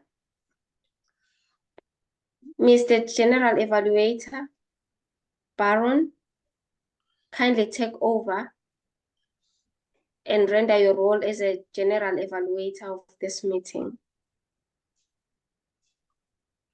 Thank you, Toastmaster of the Day. Wonderfully held meeting today. It has been the positive and supportive experience and environment that Toastmasters promises, as well as delivering the premier experience that Leadership Speak as an advanced club promises. Speeches, wonderful. And with that being said, I am going to segue right into the general evaluation session. And for the general evaluation session, we are going to have evaluators. Any guests in the room, that will be the structure. Evaluators delivering feedback to our speakers for the speeches that we have witnessed today. To start us off is Toastmaster Rana, who will be evaluating the toast. The toast was delivered by Toastmaster Meltem Sahim, and this is what Toastmaster Rana said about the theme. He said, to become an effective leader, you need to build a strong culture and foster strong bonds with your employees, which is essential for organizational success. Toastmasters and guests, join me in welcoming Toastmaster Rana. Thank you so much. Thank you, everyone. And especially thanks to our target speaker, Mary. I love your 3C framework. Yes, communications, care, and commitment. I also evaluate with you with 3C framework: clarity, contextual meaning, and composure. First, coming to clarity. Yes, your communication is very clear. You connect with the audience with your profound word. You talk about care. You need to be care yourself and care for others. I love the voice modulations between these 3 C's. I think that is an amazing job done by you, Milton. Next, talking about the commitment. You just try to take a commitment from the others so that you can connect with connect with your message. So I'm talking about the contextual meaning, why your talk is for an eloquent as a speaker, I want to say. First thing, the message clarity, the structure you follow that clearly communicate with the audience. I love your vocal variety, body language. We all echo with you, and also I love the spacing, whatever you're using. And last part, I think the composer. I think that's an amazing job done by you. You unmute yourself and told the entire audience to build the quality and lasting relationship with Smile. So for next time, I just want to highlight it one thing that you maybe utilize from the next team onwards. So regarding when you raise a toast, I think your glass must be visible. Your glass was not visible. Why? Maybe your glass above or maybe the below the camera level. If you follow the camera level, you can see that your class will be visible. That part you should be very careful because you are raising a toast and everybody follow you what you are doing. I think that's the important things. And rest, if you ask me, you are amazing today. I love the clarity of your content, your clear communications. I love the contextual meaning of caring for you and caring for peoples. And also last, not the least, is commitment, the composure, the response you try to give the audience. Back to you. Thank you, Toastmaster Mrinal. That was a wonderfully put evaluation of the speaker. I love the structure that you used, especially starting with the better points, the points of improvement, and then finally concluding. What I would say could have been done different is the aspect of where she raised the glass and it was missing. In your explanation of how that could have been done differently, you could have taken off your background such that you show the difference that it would have made if she did not have a blurred background and rather had it clear for the glass to be seen. Away from that, well put and very encouraging feedback. Thank you so much. Toastmasters and guests, we move to our next evaluator, and that is Toastmaster Claudette Thomas, evaluating our Toastmaster of the day, Toastmaster Nocawe. Over to you, Toastmaster Claudette. Thank you, Mr. General Evaluator. Nocawe, congratulations on your role as a Toastmaster of the day for the very first time in this club. I applaud you for taking on the role. You excelled at your work behind the scenes.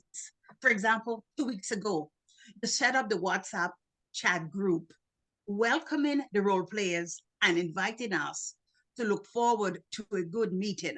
I felt this was encouraging and positive, and a way to build quality relationships, as the theme states.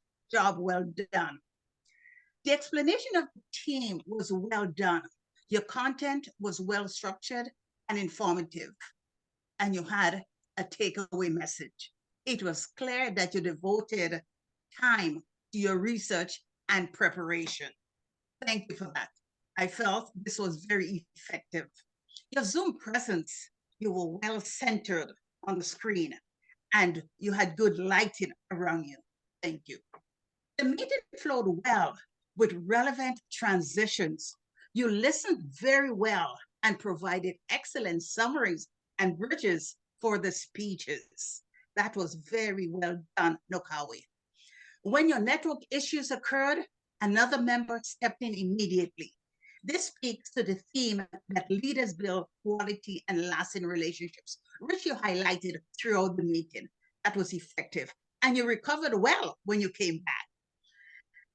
Time management, we were behind initially, but we have been caught up as of this time. You appeared confident and relaxed, despite a few setbacks and hiccups along the way. Great job. As an area of development, it would be beneficial to consider obtaining the speaker's introductions well before the meeting, as opposed to the morning of the meeting. And just a suggestion for the club, we are international and there are technical network issues that happen. So we can have always a backup for the TMOD when this happens, so that it could be a smooth transition. But this was very well done today. Thank you, Paramjit, for doing that. In summary, Nocawe, congratulations on your role as a TMOD for the first time. The transitions between the speakers, the summaries you provided were well done. Consider obtaining speakers' introductions way before the meeting. Overall, Nocawe, congratulations. Thank you for your role as a TMOD. Excellent theme that you selected with relevant content, presentation, and takeaway. Let's build lasting and quality relationships. Thank you for that theme for the day. Back to you, Mr. General Evaluator. Thank you, Toastmaster Claudette. That was an incredible evaluation. And how you were able to summarize a 2-hour meeting in less than 2 minutes is fascinating to me. That's wonderful. I would advise about your Zoom presence. When you speak and you have a little bit of your head cut off like this, it might take away a little bit from the expressions that we get to witness. More often than not in your speech, though, you brought it back so you can have it like that. And finally, there was an element where the Toastmaster of the day forgot about the timer and the grammarian, and it would be incredible to advise the timer about having, the Toastmaster of the day about having the agenda clause, because when you're Toastmaster of the day, agenda is king. It is what runs everything around you for that. Away from that wonderful feedback. Next, we shall move to our educational speaker, and that is Toastmaster Irene Sadia, who will be evaluated by DTM John Ojefo. DTM John Ojefo, when asked about the theme and why it's important to him, said, "Life became easier and I became more successful in my professional and personal lives when I started to build meaningful and lasting connections with my team members and other people." Over to you, Toastmaster John. If you want to become the best version of yourself, you need others. Connect with them. Fellow Toastmasters, honored guests, and especially you, Irene, what an excellent speech about the need for leaders to build quality and lasting relationships. I enjoyed your speech very well. I felt that you spoke with conviction, credibility, and with confidence. Well done. Now, I'm going to provide my feedback in 3 parts. 1, what I liked about the whole speech. 2, what you asked me to focus on. And 3, summarize. First, what I liked about your speech. I liked so many things about your speech. The content as it aligns with the context. I like your Zoom presence. You were professionally attired and you have a clear background that we could focus on you.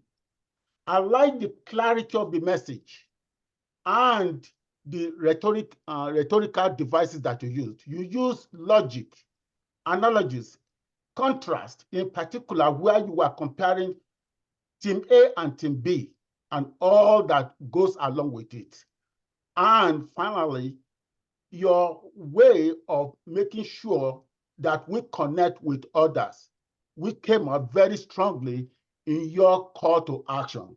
And you said, I invite you to build quality and lasting relationship with others in order to improve your professional and personal lives. Now, the second part, I will now devote myself to what you asked me to focus on in this evaluation. You asked me to focus on your vocal variety, your gestures, and your eye contact. I actually felt that you significantly improved in all these areas in this speech. Congratulations. In your vocal variety, we talk about pitch, volume, pace, tone, and others.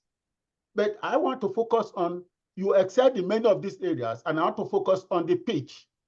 I thought your pitch went very well, but because female use high pitch and male use very deep voice pitch. And in your story, you said the team leaders were men. And the way they were connecting, I thought that you might consider improving in using male or a little bit deeper voice in order to convey the connection with those stories. I also liked your improvement in your eye contact. I thought you did very well.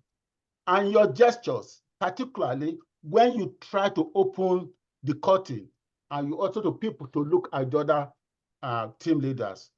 All in all, I enjoyed it. You did very well. I congratulate you for this professional speaking keynote address, which is the purpose of your project.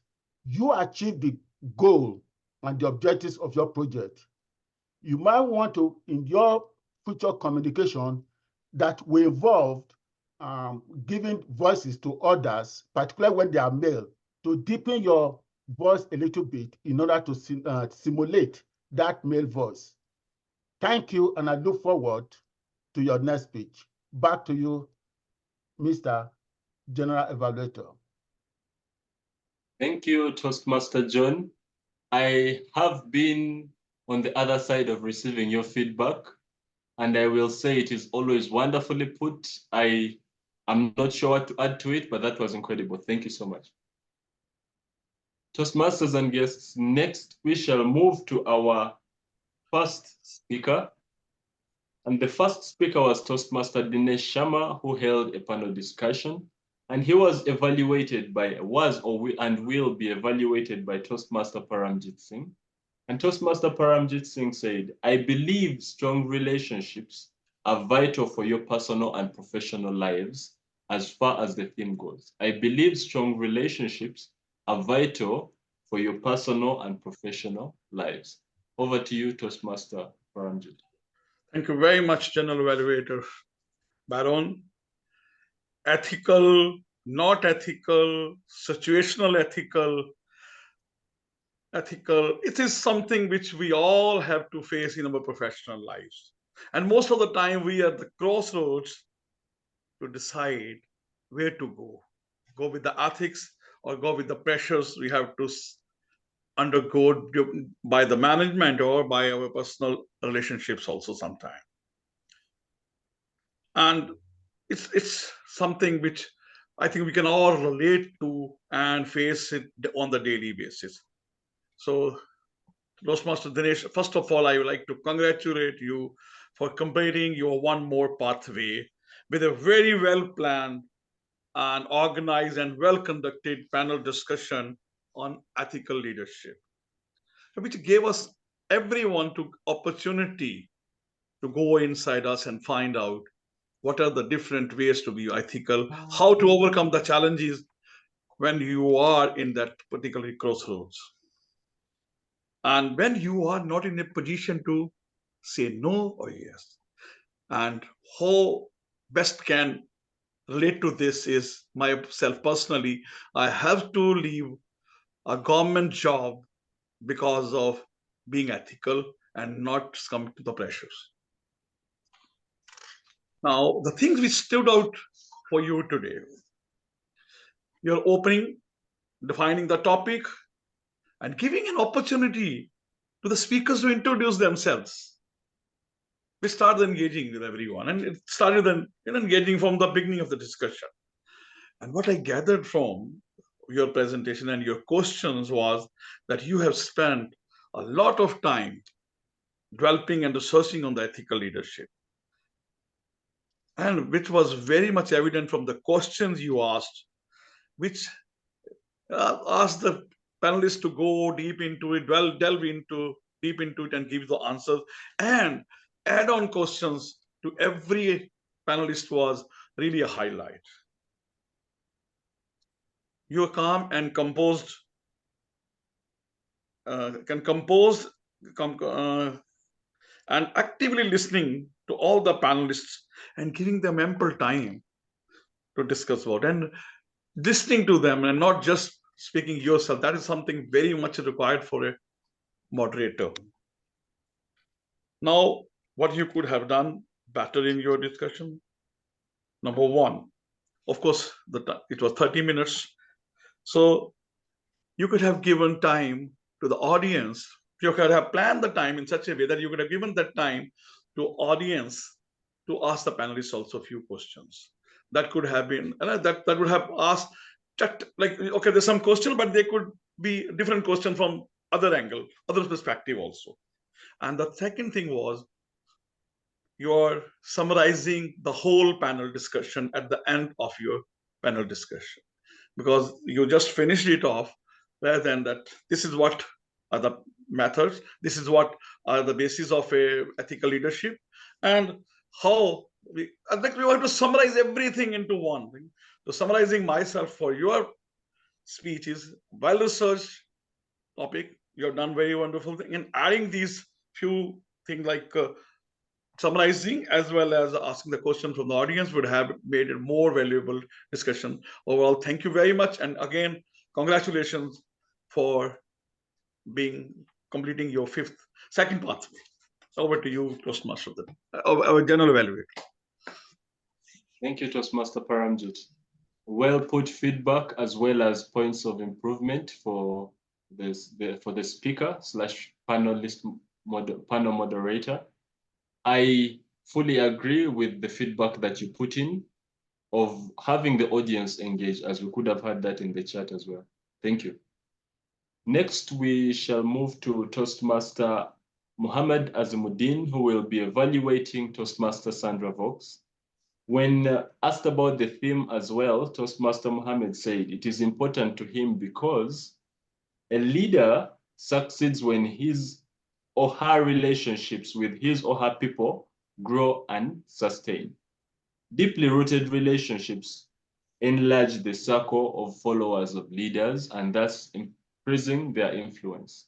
Over to you, Toastmaster Mohammed. Thank you very much, General Evaluator.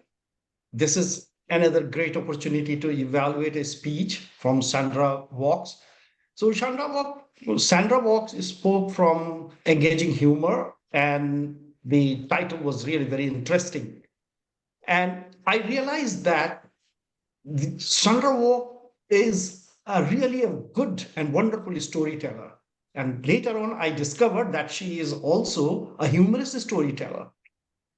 So let's evaluate the title of the speech. And I found there are 4 exclamatory signs. And I was thinking about it. And then I discovered the 4 unfolded areas in her story. One was that unexpected event. Second, emotion of astonishment. Third, unexpected action. And fourth, the surprising learning of lesson of resilience. These are the 4 important characteristics of this speech. Today, I listened from Sandra Valks. I also relate these 4 exclamatory signs to my own evaluation. One, on the pause she has used. Second, the punchline. Third, the impact of the speech on the audience. And fourth, the overall speech to relate the speaker as a humorous speaker. So in the speech, I have found that there are several anecdotes, and each were really very interesting and humorous. One was the Brian's kindergarten driving north, and now I realize how to express without words when I drive north, and almost second week I am driving to the north, and I am driving to the north. This is really very interestingly, she has given the geographical details of Canada, that all the people live near the border, and if you will go north, that cold you will feel. And that's true. I also experienced this. And the story of Little House of Prairie, that I was watching this movie series, the TV serial, when I was childhood. The most important part that I realized that this was the cream of the story was the Brian's story of going to school and facing a bear. And that was all the element of the humorous stories was there. Humorous speech was there. So the unexpected emotion, the unexpected event, and the unexpected and the surprising running out from the event to the school, this all creates a very humor element in the story. So what are the other things that I see in the story is that clearly structured story where the humor is woven naturally inside the speech, and that was coming out. So engaging humor, define the relationship of humor with the bridging a gap, and also the expressiveness that was most important and very vital in the speech was that she has used the all the extent of her voice modulation, variety of expressions, gestures, and facial expressions that all were there. And definitely the Zoom presence actively worked and played an important role in her speech. And the message was another big milestone in the speech, that you learn through your unexpected event and an astonishment to be resilient. And that is the lesson that I learned from this story, that sometimes it becomes a very humorous event, but yet there is an opportunity to learn. Yes, we do learn from this story. Thank you very much, Sandra Walks, for such a wonderful, humorous story, but yet a good lesson learning story. I'm expecting some more in future. Over to General Evaluator. Thank you, Toastmaster Mohammed Azimuddin. I fully appreciate that you took the evaluation as a speech and not just as reading points. And that is evident from how you had the repetition of what Sandra did when she was talking about it's cold or up north. And that shows that you fully understand that it's a speech introduction, body, conclusion. The one point I would say is about time management, and that would trickle down to you understanding how many points am I going to give for this part, and then summarize so that you don't have to wait for the cards that might upset your time or have you go over time. Thank you so much, and looking forward to your next evaluation.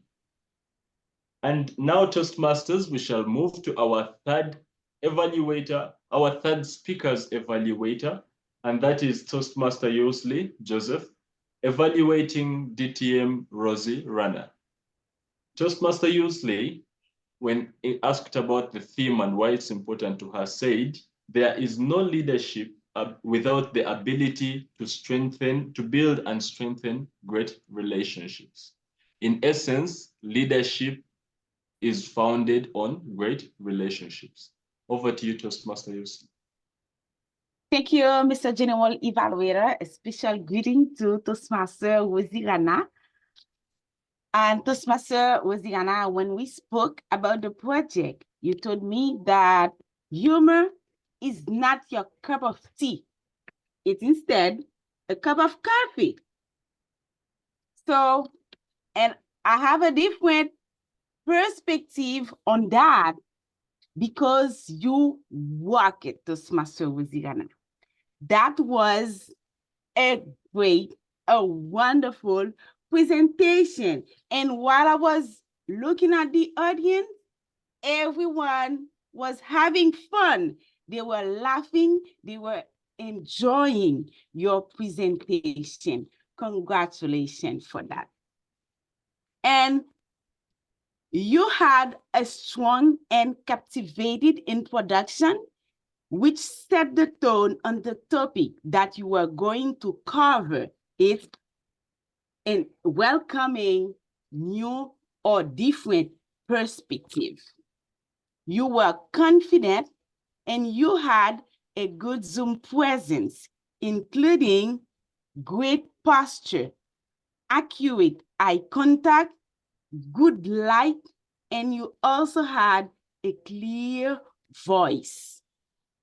You showed that you were a versatile speaker because you were able to incorporate conversations that happen before the meeting or during the meeting that were before your presentation. And you incorporate all of that in your speech. That was brilliant.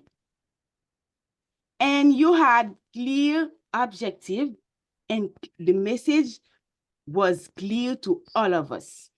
And you use different scenarios to show the impact of having different perspectives. You show the marital place, company, and you use the audience viewpoint as well.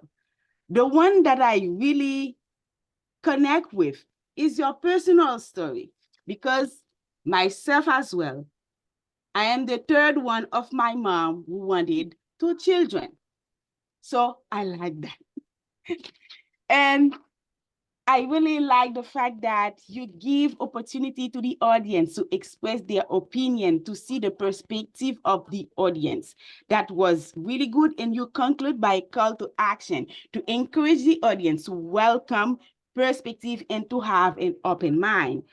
What I want you to work on for the next time is to be more careful about your last gestures, because sometimes we miss a part of your hand, and as well to be sure of how much members you want to take, how many people that you want to take in the audience, because it was too long and you were rushing to conclude. Next time you can work on that. If you want to take 2 people, 3 people, to be clear about how many people you want to take in the audience.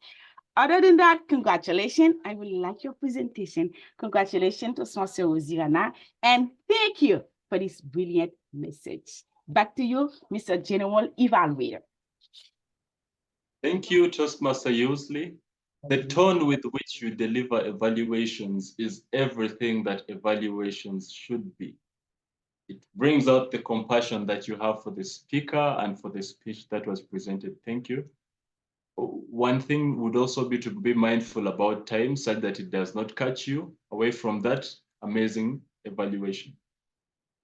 Finally, for the evaluation section, I would like to bring to us Toastmaster Karen Baptiste, who is evaluating DTM Nina John. About the theme, Toastmaster Karen said, if a leader wants to build a team, he or she needs to create a sustainable environment where people feel comfortable and confident to be part of the community. And which is what we have. That is what we have in Leadership Speaks. So thank you for speaking to that. Over to you, Toastmaster Karen. Thank you, Baron.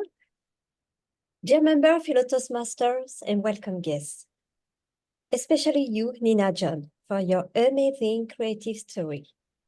This story is dedicated to about 3 animals, a swan, a parrot, and a crow. And I really enjoy the way you tell this story, because at the beginning, you start with moving. We are a little bit surprised, and also we are on a suspense because we don't know what do you speak about it. But your story has a key message. Be yourself. Accept all your characteristics or your features. And this key message is very strong in your story. That's why you are connecting with us using different tools. Your vocal variety. In your speech, you have used at least 10 sentences dedicated to dialogue, where all animals speak between us. Your vocabulary was diversified, and we feel the different emotions. You have used perfectly the emotion through your face, your expression, and your gestures. And that's why you are very connected with us, and your Zoom presence was very strong. I really like also the interest of this speech, because you have used a moral. The morality is to the story. Finally, you have used an analogy with the story in our Toastmaster Club leadership. Everyone has some skills, and some of them need to improve them, but we need to accept to be ourselves and to improve more and more. Each one has a strong skill.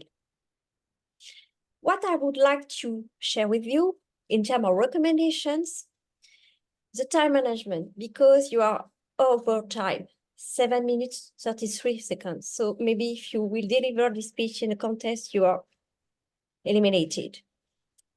Pay attention.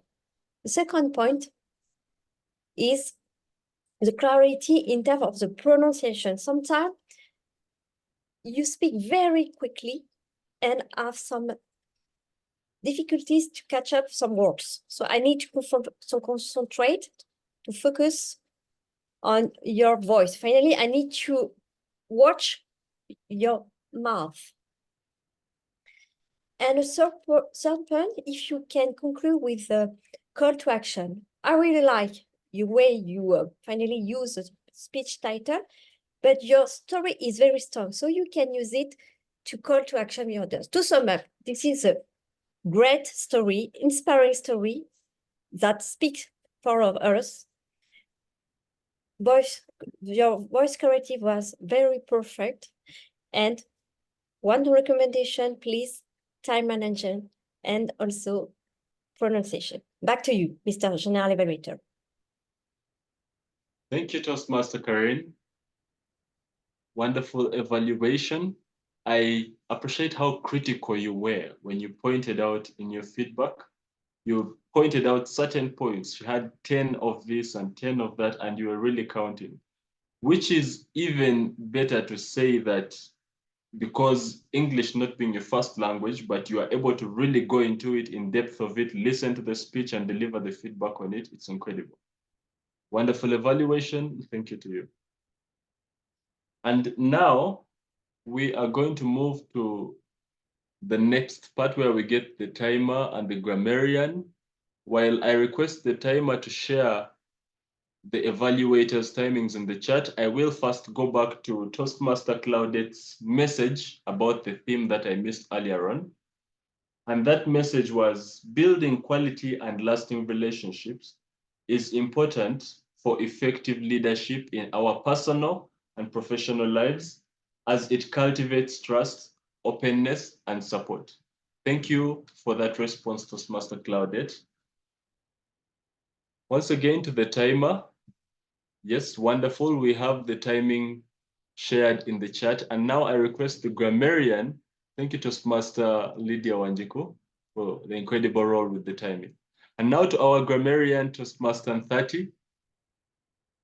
While you come on, I urge everybody to take a poll, to take a vote on the poll that has just been shared. And it has quickly disappeared. Toastmaster 30, for the grammarian report, over to you. Thank you very much, Mr. General Evaluator, fellow Toastmasters and guests. As the designated grammarian for today's meeting, I'm delighted to report on the use of the word of the day and the language usage observed during the meeting. The following speakers incorporated the word of the day, devote, into their speeches. Dinesh twice, Sandra, Nocawe each once. Ram and Angeli incorporated the word of the day in the chat box messages, in their chat box messages. Everyone was dedicated to devote their energies in the correct usage of the English language. Congratulations to all speakers. I will cite a few thoughts, words, and sayings that stood out.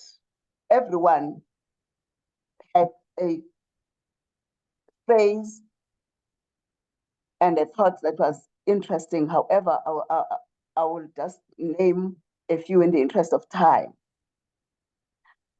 For a great connection and lasting relationships, you need communication, care, and commitment. That stood out for me. It's one of them. Know your team members by name, which went straight to my heart. Trust and ethics are interconnected, paying attention to life. And the interesting one was the use of cow dung as a warmer by the boys up there. This caught my attention because it's exactly what used to happen here in South Africa, in our village, when boys have gone to look after livestock. A fascinating analogue from one of the speakers, that perspectives are like a kaleidoscope. You don't need to fix it if it's not broken. And yeah, I promised that I'll just present 3, but I overstepped. Back to you, Mr. General Evaluator. Thank you, Toastmaster Nthati, for the grammarian report. Baron, can I just have a word here? Yes, please. Paramjit, can you redo the polls, please, and then relaunch and take Bindu off as the co-host? I think there's some sort of a problem with so many co-hosts there. So only have the Zoom master, the co-host, and yourself currently, and relaunch the poll so that the polls don't disappear very quickly. Back to you, G. Thank you. Thank you so much. We take it in stride. The poll will run again. My feedback as the GE today is going to be very simple because everybody has been evaluated, including the Toastmaster of the day. And while we continue to wait, I request that I am highlighted, rather spotlighted. My feedback is going to be really simple, and that is an appreciation to the Toastmaster of the day, the role takers, both in the meeting and in the background, as the speakers and evaluators, all for carrying the torch today, for continuing to be devoted to excellence as Toastmasters, as leadership speak promises. And I only want to highlight that we should follow the agenda, and because agenda is king, so that we do not forget any bit of this or that. Away from that, the Toastmaster of the day carried the meeting absolutely well, especially being the first time that she has hosted. I look forward to participating rather in more meetings that she has hosted. In the interest of time, I will pass it on to the Toastmaster of the day, since everybody has been evaluated and I have shared my evaluations as we kept going on. Back to you, Toastmaster Nocawe. Thank you, Mr. General Evaluator, for the evaluation with your team. With those few words, let's have the thought of the day by Toastmaster Angeli. Toastmaster Angeli, over to you. Thank you, Toastmaster. I am fascinated how our theme, building quality and lasting relationships, was actually embodied throughout this entire meeting. Taking 22 roles to run this meeting. And automatically, some people stepped up and took multiple roles to continue the flow. This format of communication, care, and connection started a week to 2 weeks prior to give the quality and excellence that you see today. And yes, this trust, openness, and support also was shown by the amount of moving back and forth when items fail and happen. But how was this all done? Because of Toastmasters' 4 core values being the connecting thread throughout the entire meeting, and every single member in leadership speak: integrity, respect, service, and excellence. This is how these roles come through: trust, openness, support, care, communication, connection. And that is why Leadership Speak has this trophy, because everyone sees that quality relationship. Back to you, Toastmaster.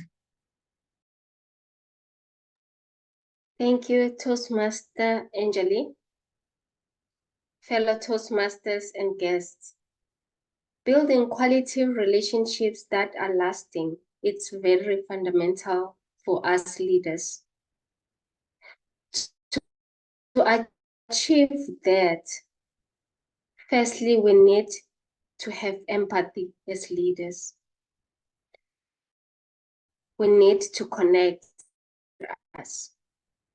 Fourthly, we need to learn to give and receive feedback. And lastly, we need to learn to communicate effectively. As we'll be doing that, let us be careful that we build the relationships by being encourageous and not so that people will be connected to us, not deterred away from us. Thank you so much for the opportunity to be the Toastmaster of the day. I appreciate your support. With those words, I hand over the virtual podium to the President of Leadership Speak. I thank you. The president isn't here, so if you can hand it over to me, that'd be great. Thank you. Thank you for spotlighting me. Madam Toastmaster of the day, may I take over?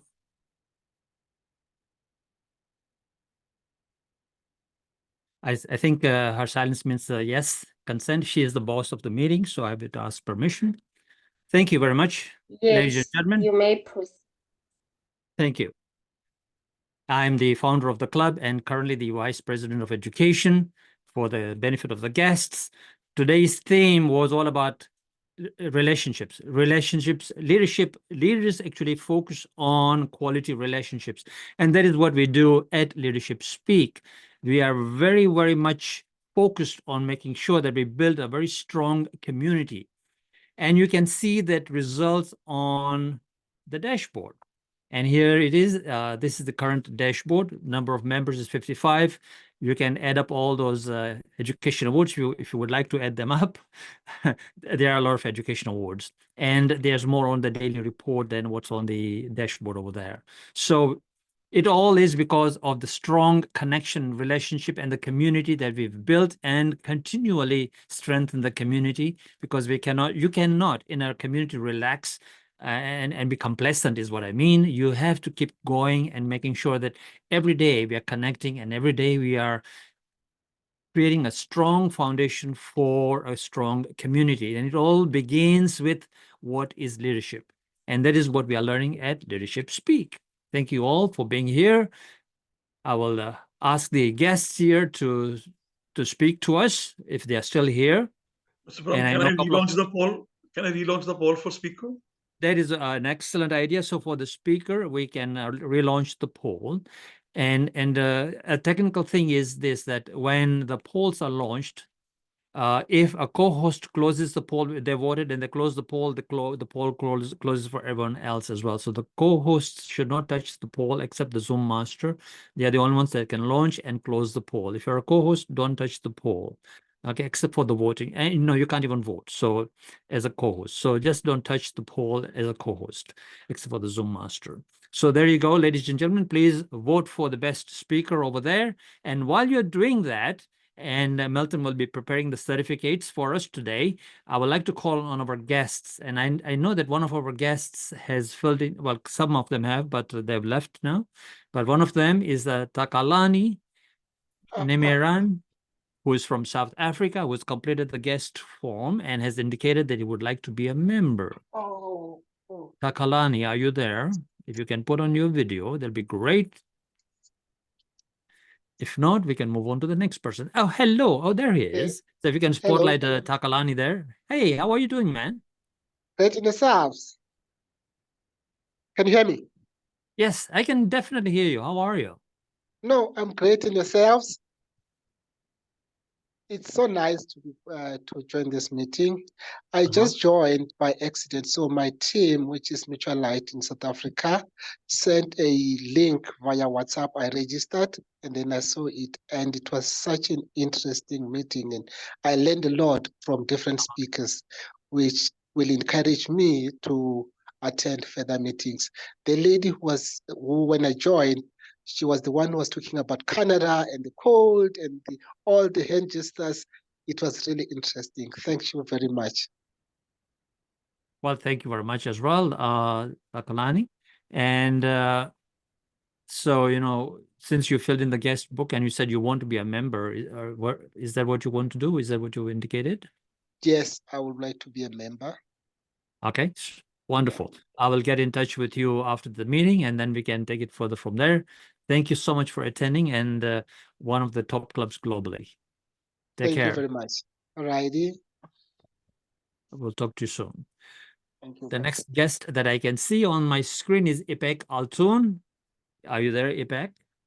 Ipek Altun. Pardon my pronunciation, since we've never met.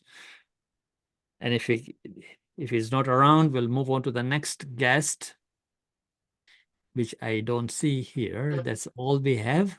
All the other guests have left,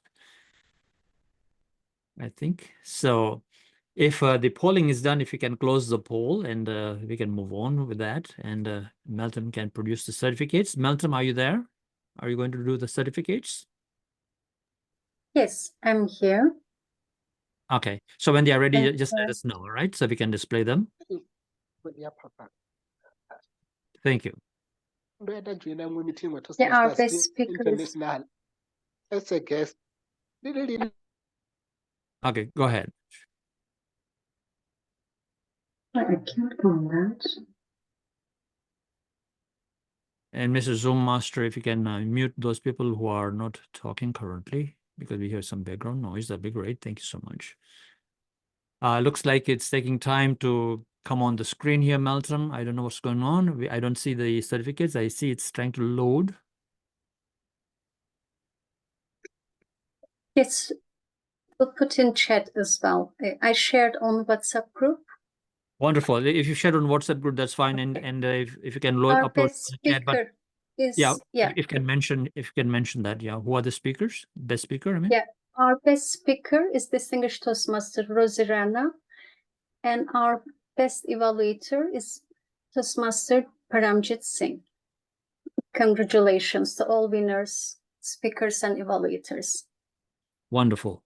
Thank you very much. If you can stop sharing your screen, that'd be great. And now let's move on to the next guest. If I can see anybody here. No, we don't have any guests here. Any new members recently joined that are still in the meeting? I know that Nigel Thew was here, but he's left the meeting. Our meeting today was long. It was long because we had several speeches that were extended long. And then thanks for Nina to shorten her speech. Actually, and so did Irene shorten her speech from 15 minutes to about 10 minutes. So we bought some time there. Thank you very much, everyone. This meeting is adjourned till next week. And let's just gather together and connect.